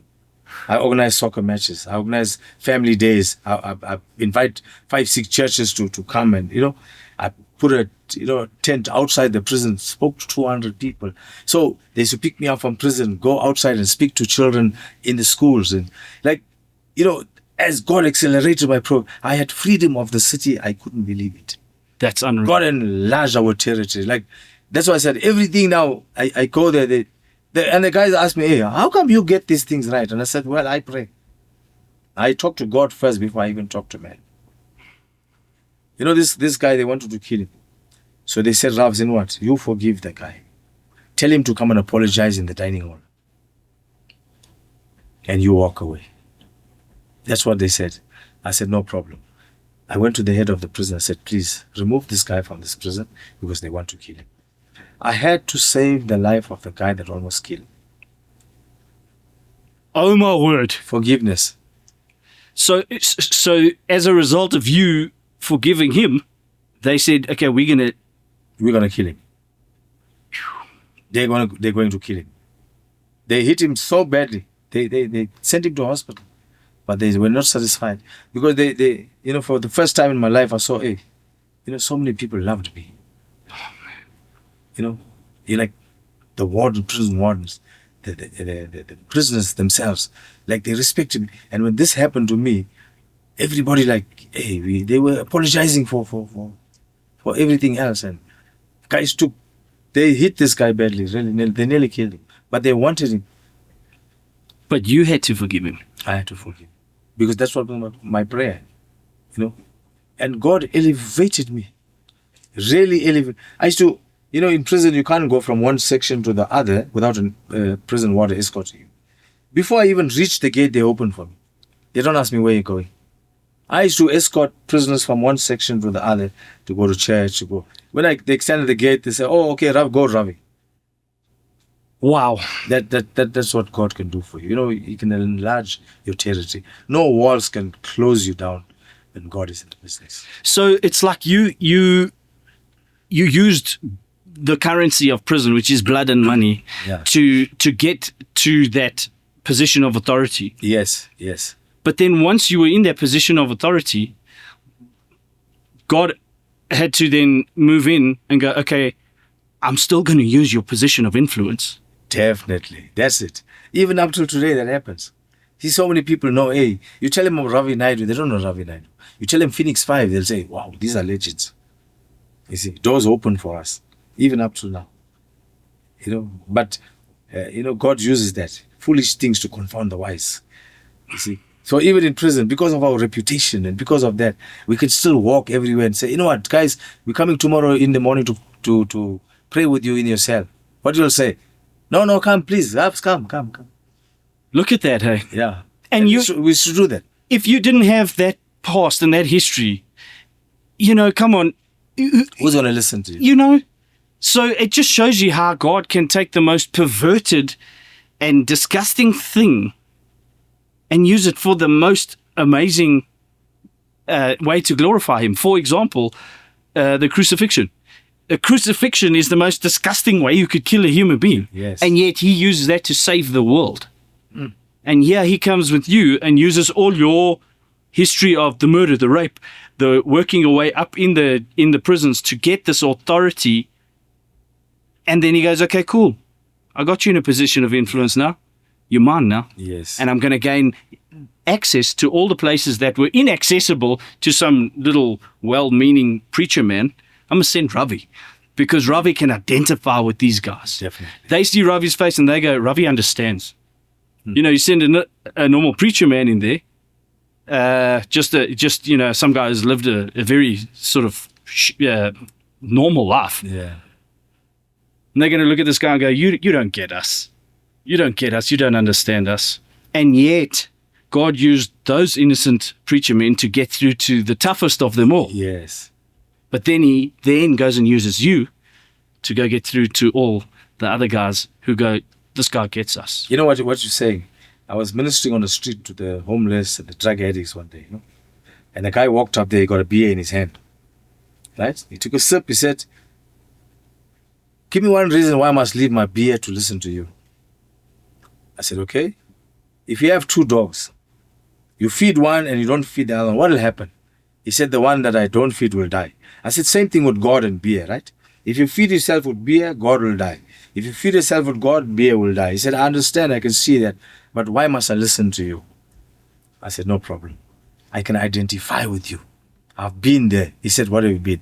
I started relating my story to him. He left his beer down. He said, my man, I can listen to you now, because when people come to us, they tell us about our problems. They tell us about our faults. They tell us about our failures. They never tell us about them. What have you gone through, man? Yes. What experience you have to come and speak to me. See? And that taught me a lesson that, wherever I go, I must relate my story.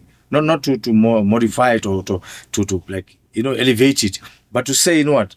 I can understand. I know I've smoked a joint. I've smoked drugs. I've drank. I've sold them. I created an empire out of them. You see, so I understand what you're going through. And I get a lot of calls today. I get a lot of people today that how did you do it, Ravi? I said, talk to God. Talk to God. And God understands you better than you understand yourself. I mean, He knows how many hair you got on your head. Every time we take a shower, we lose hair. So every day God has to take a stock count. Every day. You see? So that's how much God's interest is in us. What is man that you are mindful of? Hey, God is mindful of us. Yeah, we're a grain of sand on the beach, and He takes so much interest in us. Interest in us, To the point where He'll listen. But I think what it comes down to is that when you just reach that point of complete vulnerability with God, and you say, your head was against the prison cell gate, nowhere to go. God, if you are out there, and you know how many testimonies I've heard where this prayer starts off with those exact words, God, if you are out there, will you please X, Y, and Z? You must, I tell people, hit rock bottom is a good place to be. Oh, man. Sometimes we hang in the balance. We don't know whether to go up or down. But when you hit rock bottom, you're on a rock. You can't go any more down. You're as low as it gets, man. You see. And then that rock will build your foundation. You see. And today we know that rock is the Lord Jesus Christ. So people say, yeah, we hit rock bottom. No, definitely. You had nowhere else to go. Nowhere else to run. What a great place to build your house on. What a good place. What? And I've seen, I have testimonies that it's going to take you a whole day, but the way God helped me and transformed me, as I told you, I spent 23 years. They sent everybody out. There were 20 life sentences. Everybody's getting a day, 2 days, 3 days. And then Ravi Naidu, and I walked inside. They said, sit down. I said, no, I'll stand. Tell me when I'm going home. And they said, the parole board refused you parole. I sat down. The tears started to flow. They said, do you want a psychologist or a social worker? They thought I was traumatized, but I was just keeping quiet. I never complained. I never asked why. I went in my cell. I took a pen.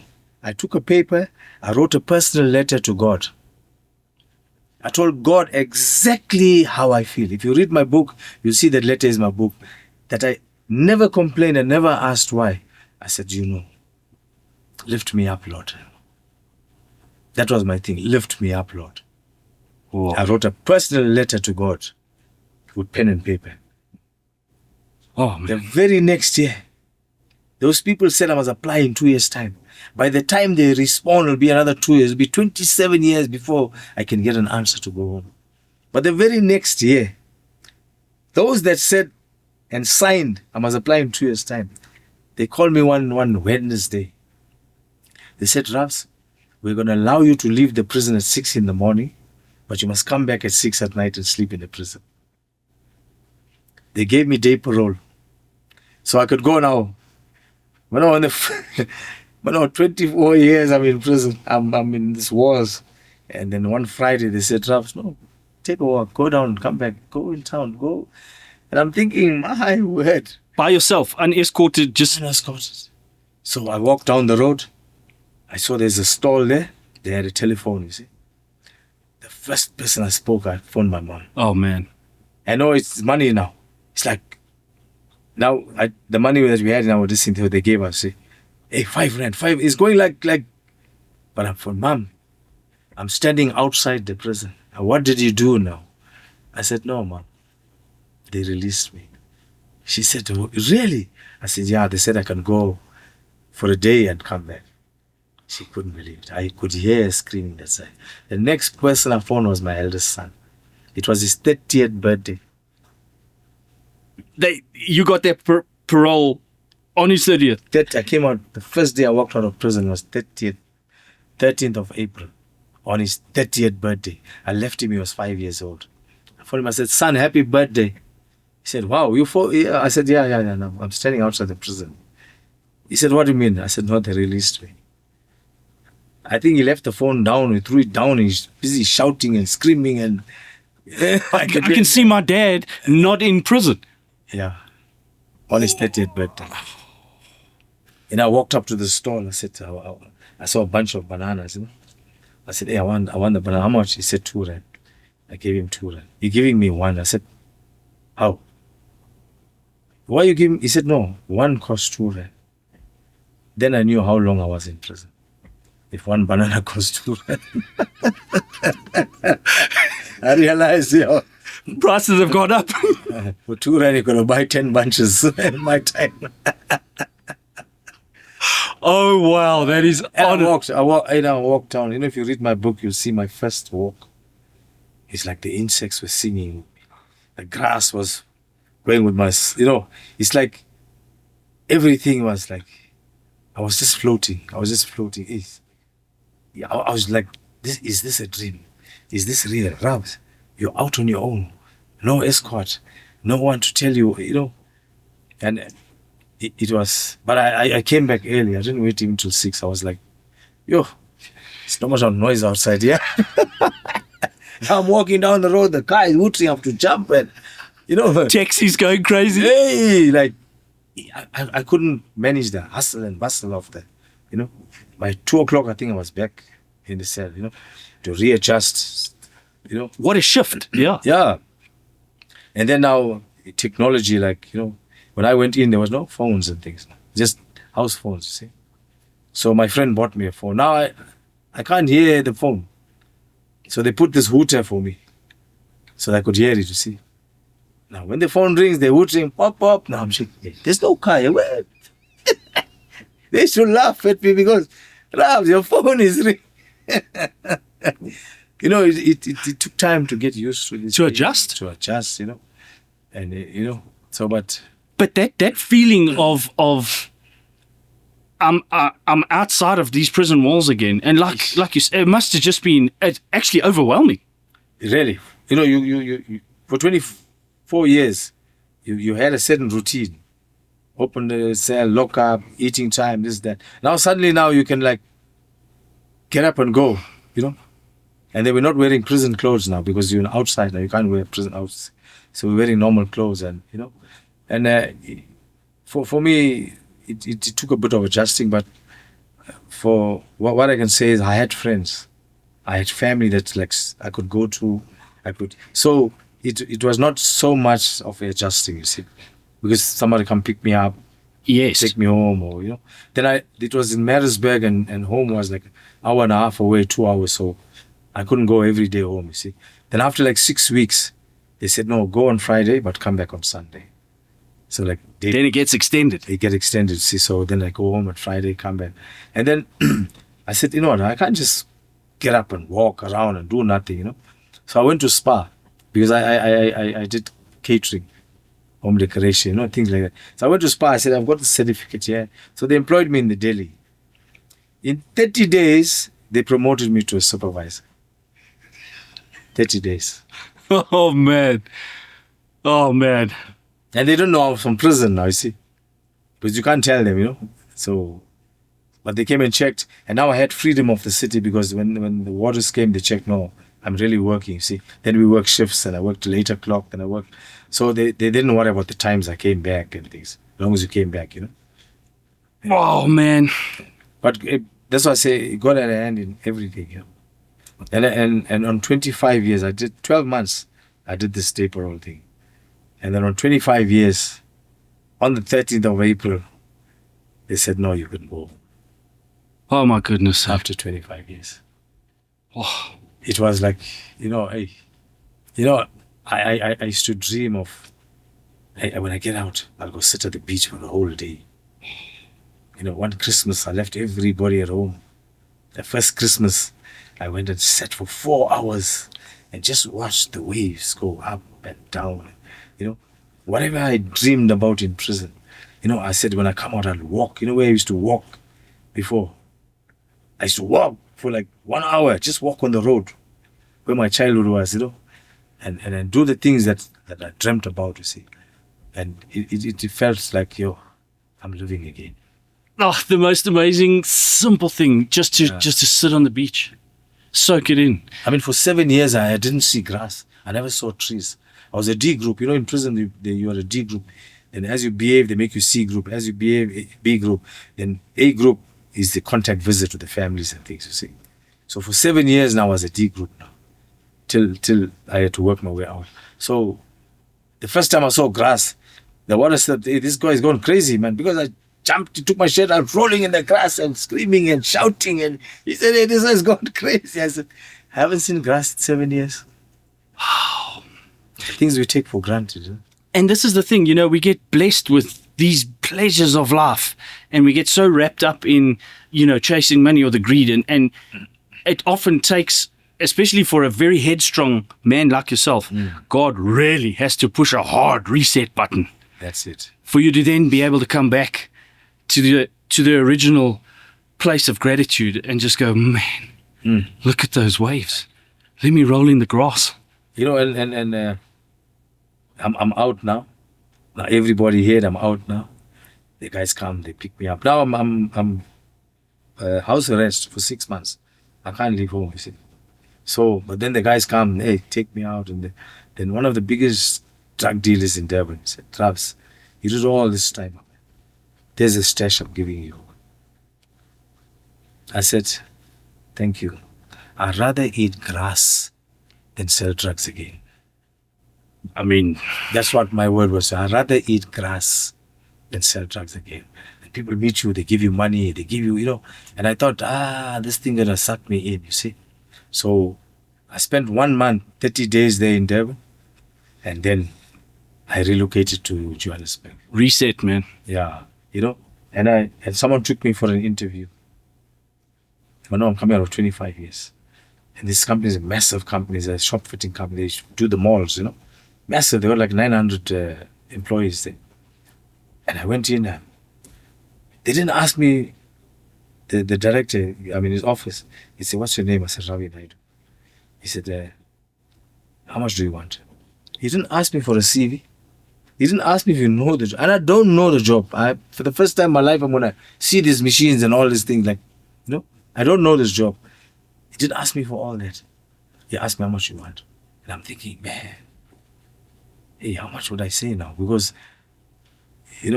I said, hey, 25 years. Let me say, I said 12,000 rand.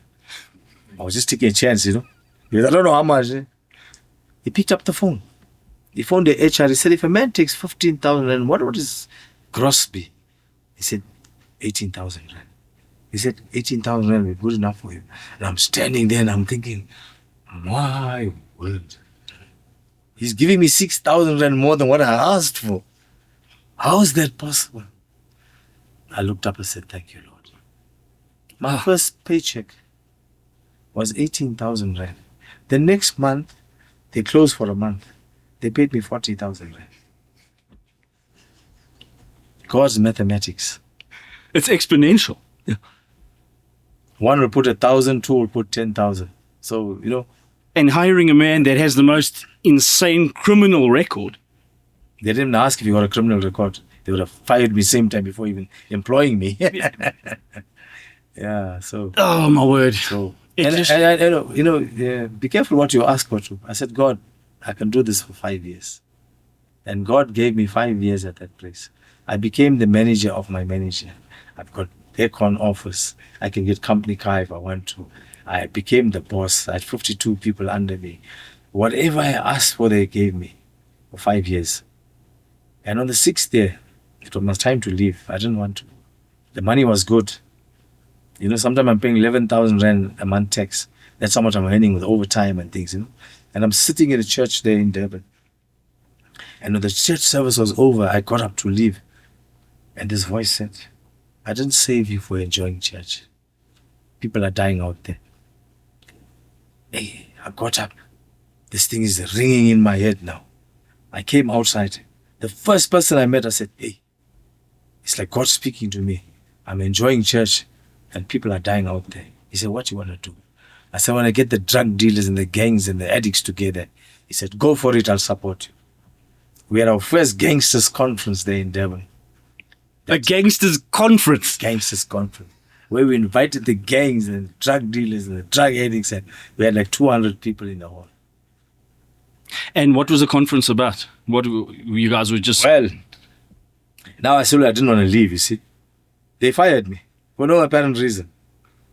After 5 years, in the 6th years, they fired me. I didn't ask them why. I was like, thank you. You're releasing me. yeah, you see. And then I started, the first thing I did with the gangsters conference, see. And I spoke to them and I told them my story. I said, gangs are fake and drugs are fake. You see? I said, when they mix the powders on the table, they cut an animal sacrifice over it. They mix these powders with blood. They call witch doctors to pray over it before they send it into the streets. These things are demonic. You're thinking you're smoking, but you're smoking blood. I said, this is no more a physical battle we're fighting. We're fighting now a spiritual battle. They grow weed, hydro. You heard about hydroponic? Hydroponic, yeah? Yeah. So they grow it in rooms, right? They grow it in water troughs. They lace it with heroin and tie white. Tie white is for Nyaupe. You see? They lace it with these things. You see, hydro has no seed because it doesn't touch the earth. The Bible says everything that created by God must fall to the ground. His seed must fall to the ground and die. When there's a fruit, the fruit must bear seed. So if you take a mango and you take an orange, you engraft it. You get a fruit, but you won't get seed. You get a seedless fruit, tempered with God's creation. You take a horse, you and mix it with a donkey. You'll get a mule, but the mule can't produce seed. It can't replicate, yeah. Tempered with God's creation. Now, hydro is tempered with God's creation. People are saying it's still God's herbs and things. I differ. There's no seed. You see, they lace it with these things. They throw Thai white powders over it. So when you're smoking, you think you're smoking weed. But you see, that's your next step is now sugars or nyaupe or heroin. That's why they call it the gateway drug. Gateway drug. You see, these guys are playing for keeps. See, and I said, you have no right to sell drugs to children. We're saying we are gangsters in this town. We're saying we've got firepower, but your mother can't walk down the street. She's getting robbed on the street. What kind of gangsters you are? Our first gangsters conference. 4 guys walked out. 4 guys walked out. I smiled. A couple of months later, I heard one was very sick. Very, very sick. So I told my friend, I said, let's go visit him. Now he's in the lounge. He can't walk. He's bedridden, but they got a bed for him in the lounge. He can't go upstairs. When I walked in, I said, hey, God got you. God's got you. You can't run. He said, yeah. He was one of the kingpins. He was one of those that walked out. I said, you can't run now. God got you. But I came to pray for you. What you say? He said, please do. He said, no, wait. He called his wife. He called his daughter. He said, the roughs came to pray with us. Prayed. He accepted the Lord Jesus Christ. I came back to Joburg. 1 week later, he passed away. Oh, my word. And had you have been kicking it comfortably in the church, just worried about yourself? So the thing is, my thing is, when people offend us, we still have an obligation to lead them to Christ. If I thought, oh, you walked out, now you're sick, and good for you, type good of for thing. you, proud, you see, we'd have lost a soul. And his blood is going to be required on our shoulder. Remember, the Bible says the government is on your shoulder. And I find it so ironic that you got stabbed in the shoulder, Yes. and that was the start of your most intense forgiveness lesson. I think that was Blood on your shoulder. I think that was my point where it was a test for me whether I could go back in the gangs. You see, because now I had the power to revenge now. I had the power now to cause an all-out war between the 26th and the 28th. Completely. Because the guys came to me and said, Ravs, you know what? All the big ones now, you see, all the officers, Ravs, we want your blood back. The day I walked out of hospital, we want to pay back. Because once they take my blood, they must pay back. They must get their blood back. You bring the blood back with blood. And the thing is now, you got me, I'm an officer. You got all these ranks under me. So Yeah, that's complete war. that's a war. You see. So even in our injuries, we're about peace. As a child of God, even we're about peace, not war. So we had to bring peace in that, you see. So even in Durban, I said I'll put my neck on the block now to be a mediator in this town. And there are guys that phone me, they get involved. They can't organize their taxis and things, and they phone me and I call the 2 guys, make them talk, settled. I said countries go to war because of the lack of communication. Totally. Because we're armed, we got firepower. We don't want to sit at the table and talk, you see. And I said, I'm the one. It'll be a Mediator. in this town. And it's literally, once again, it's like it's Jesus, but just with hands and feet, because he's our mediator between us and God. And God. And God. And we'd have died a long time ago. But God is saying no. Jesus is saying no. Dad, these guys they're human. They got some faults and things, but let's give them the spirit to just control them and give them direction and things. But don't kill them just yet, like you should do in the Old Testament. That is insane, man. So what does a week in the life of Ravi Naidu look like nowadays? Okay, there's a beginning of the year, but for like 5 years, Mondays we we go to the homeless. We got like about 120. We started on that 4 years ago, and it grew to like 120, 100, 150. See, so we minister to them. We have praise and worship, minister to them. We take Holy Communion with them. You know, there's a lot of guys that came out from there now that are married. The guy was 14 years on the street. He's home now. He's doing well. He's working. There are other guys, you know, if you see the before and the after photos, you'll think, we've got guys and say, Raps, thank you so much. And it's not us. It's not about us, you know. We are just there as a vessel, you see. But to see that. Oh, that's the biggest payoff ever. A couple of months ago, I was speaking to the youth. We had a youth convention there. And one guy walked up to me and said, "You remember me?" And I said, No, I don't remember you. He said, 3 months ago, you were feeding me on the street there. And I looked again and I said, wow. Shower changed, totally transformed. And I thank God that He chose me to do that. Yes, man. To do that. And I'm fulfilled. And Wednesdays we do the same thing, different place. And then on Fridays we go to the about 250, 300 kids at the location. So we teach them Bible school, but we feed them and things, you know. So I did that, and I was content with that. But I said, this year, Lord, you know what? I want something different. And I said, this year, Lord, I want to tackle the media. Listen to this. I said, Lord, I want to go more into media, you see. And 2 weeks ago, I did a documentary for SABC2. Last Friday, I shot again. Today, I'm sitting here with you. You know, you speak the word, man. and you didn't even ask me to be here. It was literally, I found out about you via the Via. Yes. And I was like, hey, Ravi, man, you got a crazy story. Do you want to? But that is backed on your heartfelt prayer of like, yes. Lord, let's do media. Yes.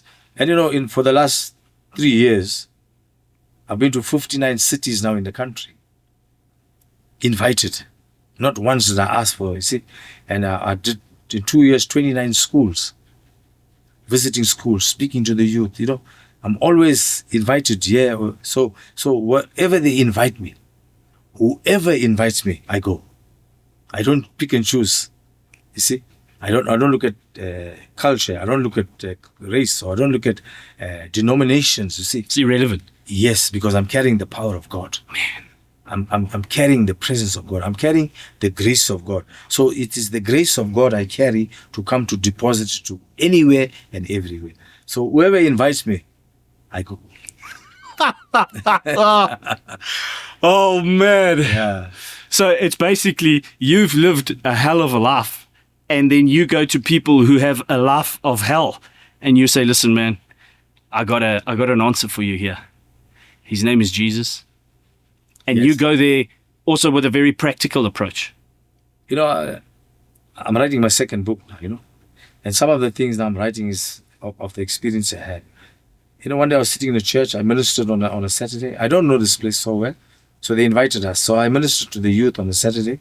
And friends of mine from Durban came up, you know. And then Sunday I said, okay, they're ministering, you know. I'm sitting at the church there. And I look outside. There's a young girl at the door saying, hey, calling me, you know. I went out there and she said, somebody is going to kill themselves. So I thought maybe downstairs. Now I'm walking now 2 streets away. I'm by myself. I don't know these people. I'm just walking with them. Then, like instinct, let me just go. Someone's killing themselves. And I go there and the mom is there standing at the door. And there's the inside there. So it's a glass door to the lounge, you see. So I don't know what's happening there. So I just pull it ajar a little bit. I put my head inside, and it's a big size white guy. I put my head inside. Yeah, I don't want to talk to nobody. Now he's got a gun in one hand. He's got a dagger in the other hand. No way, man. He's sitting there. I'm thinking, hey, what would I say now? Already he said you want to talk to nobody. I put my head again. I said, man, there's everything to live for. You know, I spent 6 years on death row. He said, hey, I don't want to listen to your nonsense. I'm tired of life. I had enough now. This is my last day. I put my head in again. I said, are you hungry? He looked at me and said, yeah. I said, can I buy you food? He said, yes. I said, please give me the gun and the knife. And he gave me the gun and the knife. I gave it to his mom. I said, let's go. We went to the place where they're selling food. We ordered the food. They said, no, take it. They don't pay. They gave us the food for free. So he's sitting, he's eating. Now the church was on, and then he sat there, he's eating. I'm sitting with him. Didn't say anything. And after the church service, I said, man, you know what? Don't be a fool. I spent 25 years in jail. Not one day I thought of killing myself. See, I'm alive. I'm well. Don't be a fool. This is not the end of your story. It's going to be the beginning of your story. Yeah, but I've got a child. I've got a wife. I said, God, give you all that back. Get yourself right. I said, tomorrow morning, 7 o'clock, I want you to be dressed up and waiting for me. I'm coming for you. So that was my test to him now. You see? I was there about 7:15. He's busy standing outside, dressed up, waiting for me, ready. Yeah, he said, hey, I thought you're not coming. I said, no, I gave you my word. Let's go. So his mom, his wife is listening. I said, let's go. We phoned a friend. We said, you know what? Hey, help us with this guy, you see. And I see you serious now, you see. Helped us with him. We left him. 1 month later, I went to check him. Hey, now he's showing me his muscles. He's busy training. He's busy. You see. Transformation, man. 2 years later, he's doing well. Oh, man. He's doing well.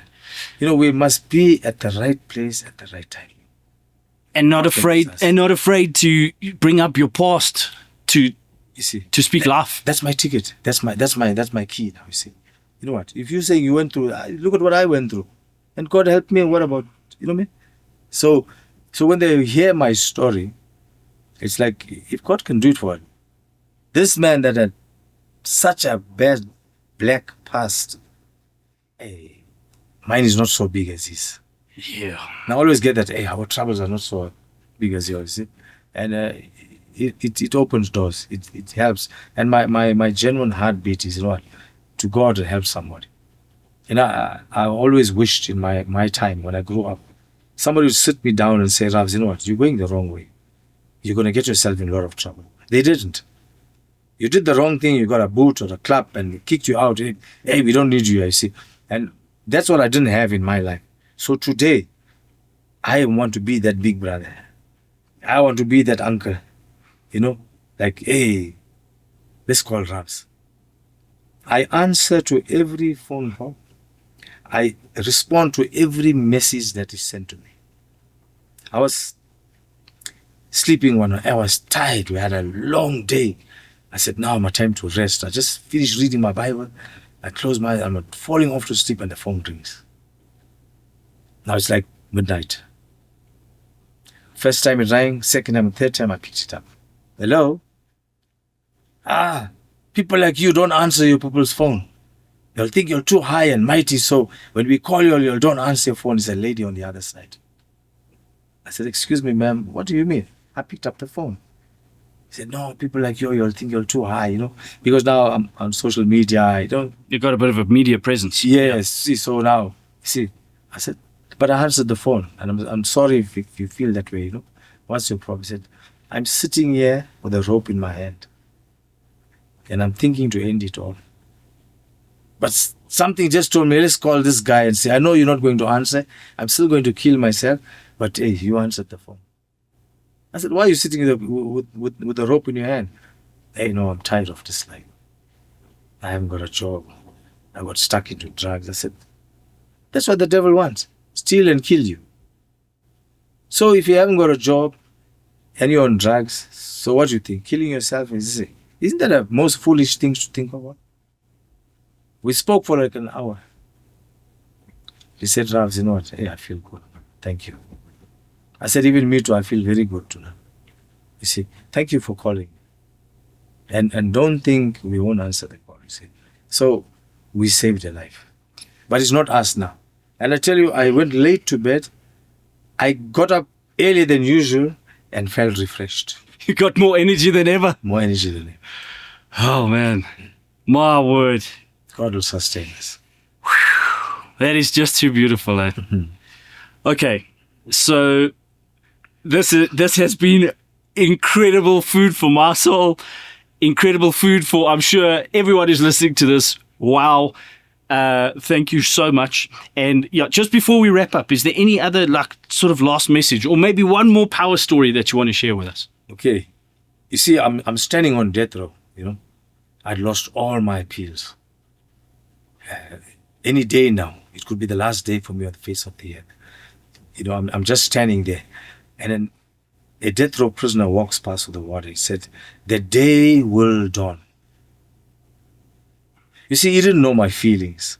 He didn't know my emotions. He didn't know it could have been the last day for me on the face of the earth. But he spoke a positive word into my life. 25 years later, the day dawned and I walked out of prison. So I don't know what people are going through. I don't want to know what you're going through. But I want to encourage you and I want to declare over your life that the day will dawn. Nothing negative lasts forever. Connect yourself with God. Go look in the mirror and see if this is the right role model looking back at you. If it's not, change the role model. We don't need people to inspire us. We can inspire ourselves.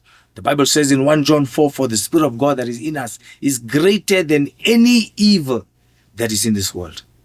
So we're carrying something that is greater than anything you can think of and imagine. Encourage yourself. Every morning I get up, I look in the mirror and say, wow, Ravs, you're looking good. If nobody else can praise you, praise yourself. My ringtone is, Ravi Naidu, you are the most handsome guy on the face of the earth.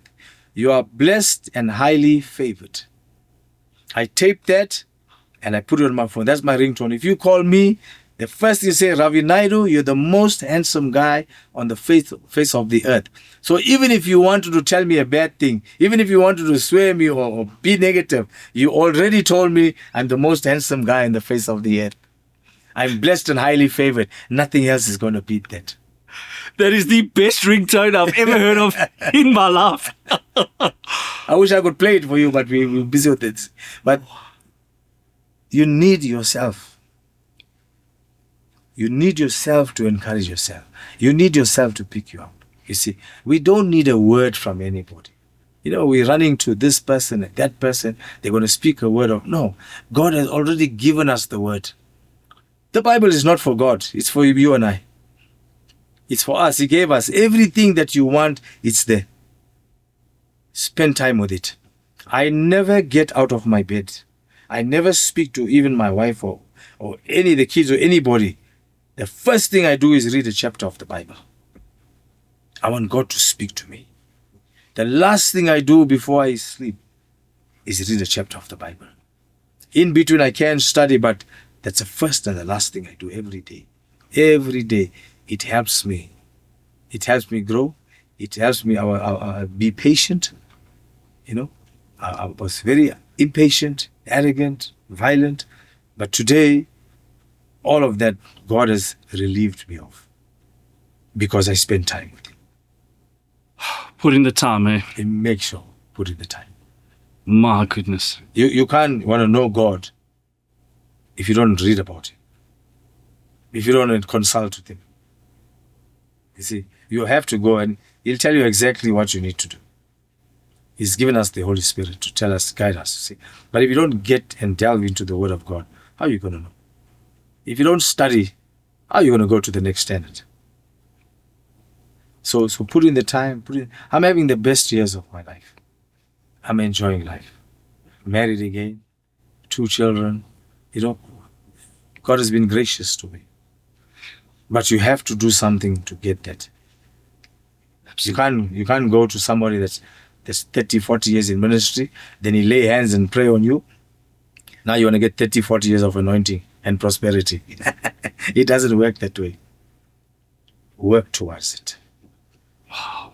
And well done. And when you crack open the Bible, what is the main lens that you're looking at the Bible through? Are you just hoping that you get something that day, or is there maybe a main focus of how are you reading the Bible? No, I read the Bible from cover to cover. I start at the beginning and read it to the end. Then I start at the beginning, I read to the end, and I write notes.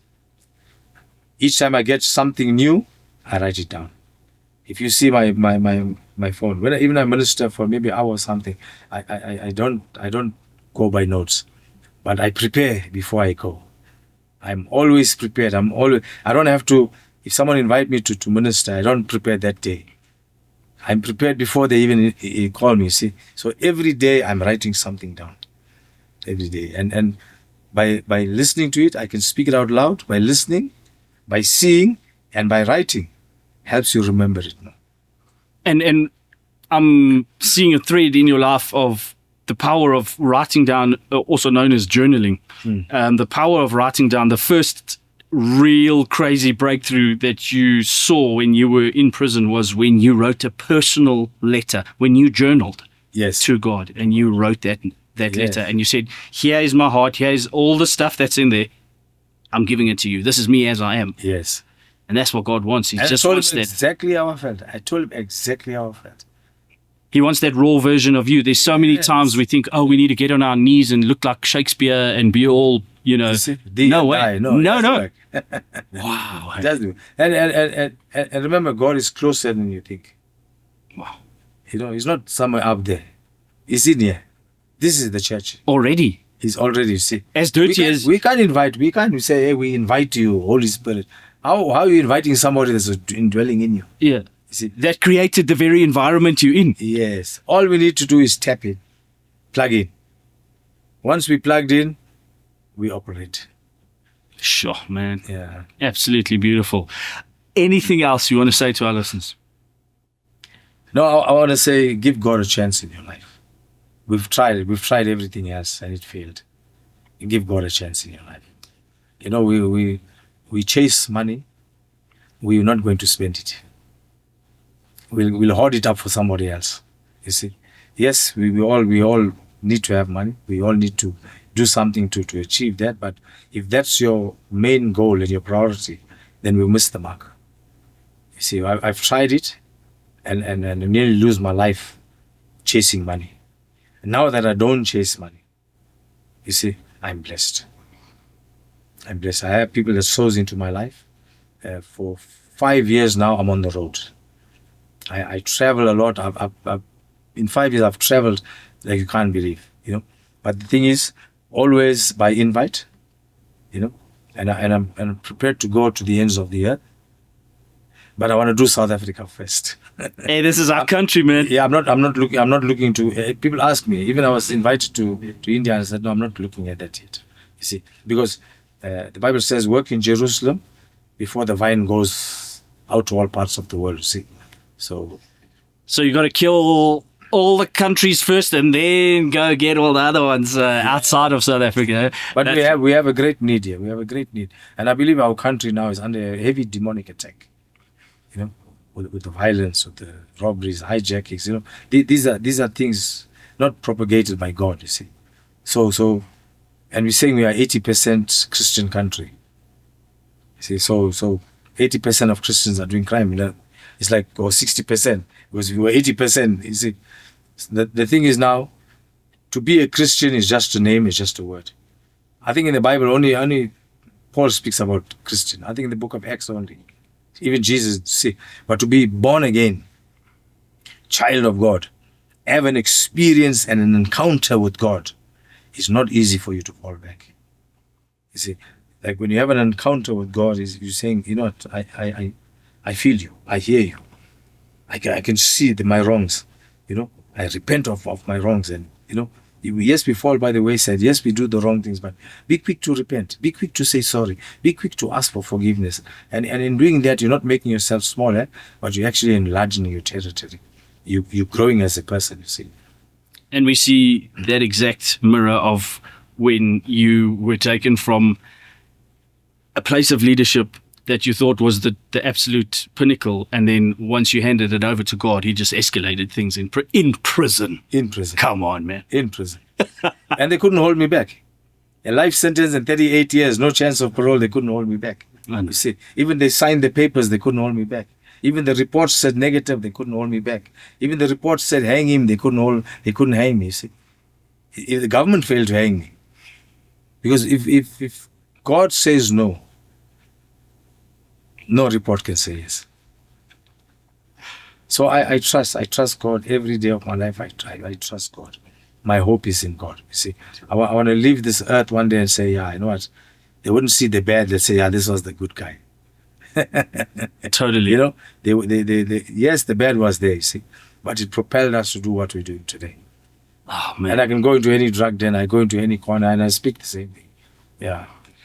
Wow. Okay, so we have the book. Let's just get back to that.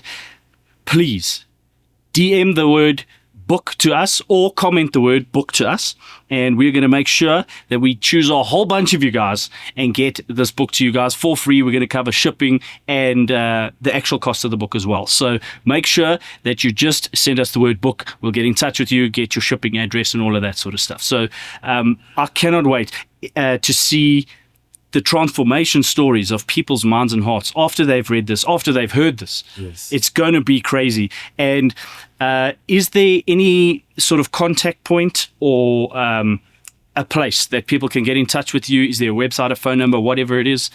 Yes, my WhatsApp number is 066 444 5980.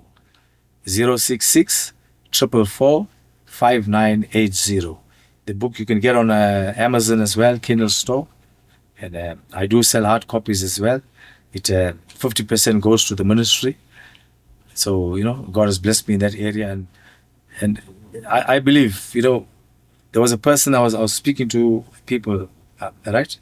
And one of them, he bought a book and he went home. He said, this guy, he was talking a whole lot of nonsense, but I just supported him. I bought a book. So 2 weeks later, I was back at the same place and he came. He said, you know what? I'm really sorry. I said, for what? He said, I went home. I told my wife, this guy was just talking a lot of nonsense. I just supported him. I bought a book. He said, when he opened the book, he could actually hear my voice speaking to him. He said, amazing story. So when I wrote this book and I prayed, I said, God, allow the reader to go through some of the triumphs and trials and some of the feelings and emotions I went through. Allow them to go to some of that. So everybody that read this book, there are people that read it in one. There's 260 pages in one day. One lady said, you know what? I don't care what they eat at home today. I finished the book. People read it in 3 days, in 5 days, because they couldn't put it down when they started reading. It is tangible things. It is something that I went through. It is real stuff. So, I urge everyone, get a copy for somebody else, people that need encouragement, people that need something that's true, honest. Although the bad is there, but the end result is powerful. Oh, man. Well, we couldn't have done this without your willingness, your praying mom, and the power of God. So, Ravi, thank you so much for your time. A legend. And to those listening, thank you. Please remember, send us the word book, and we will make sure that we choose a whole bunch of you to get this book to you guys. Enjoy, and we'll see you guys in the next one.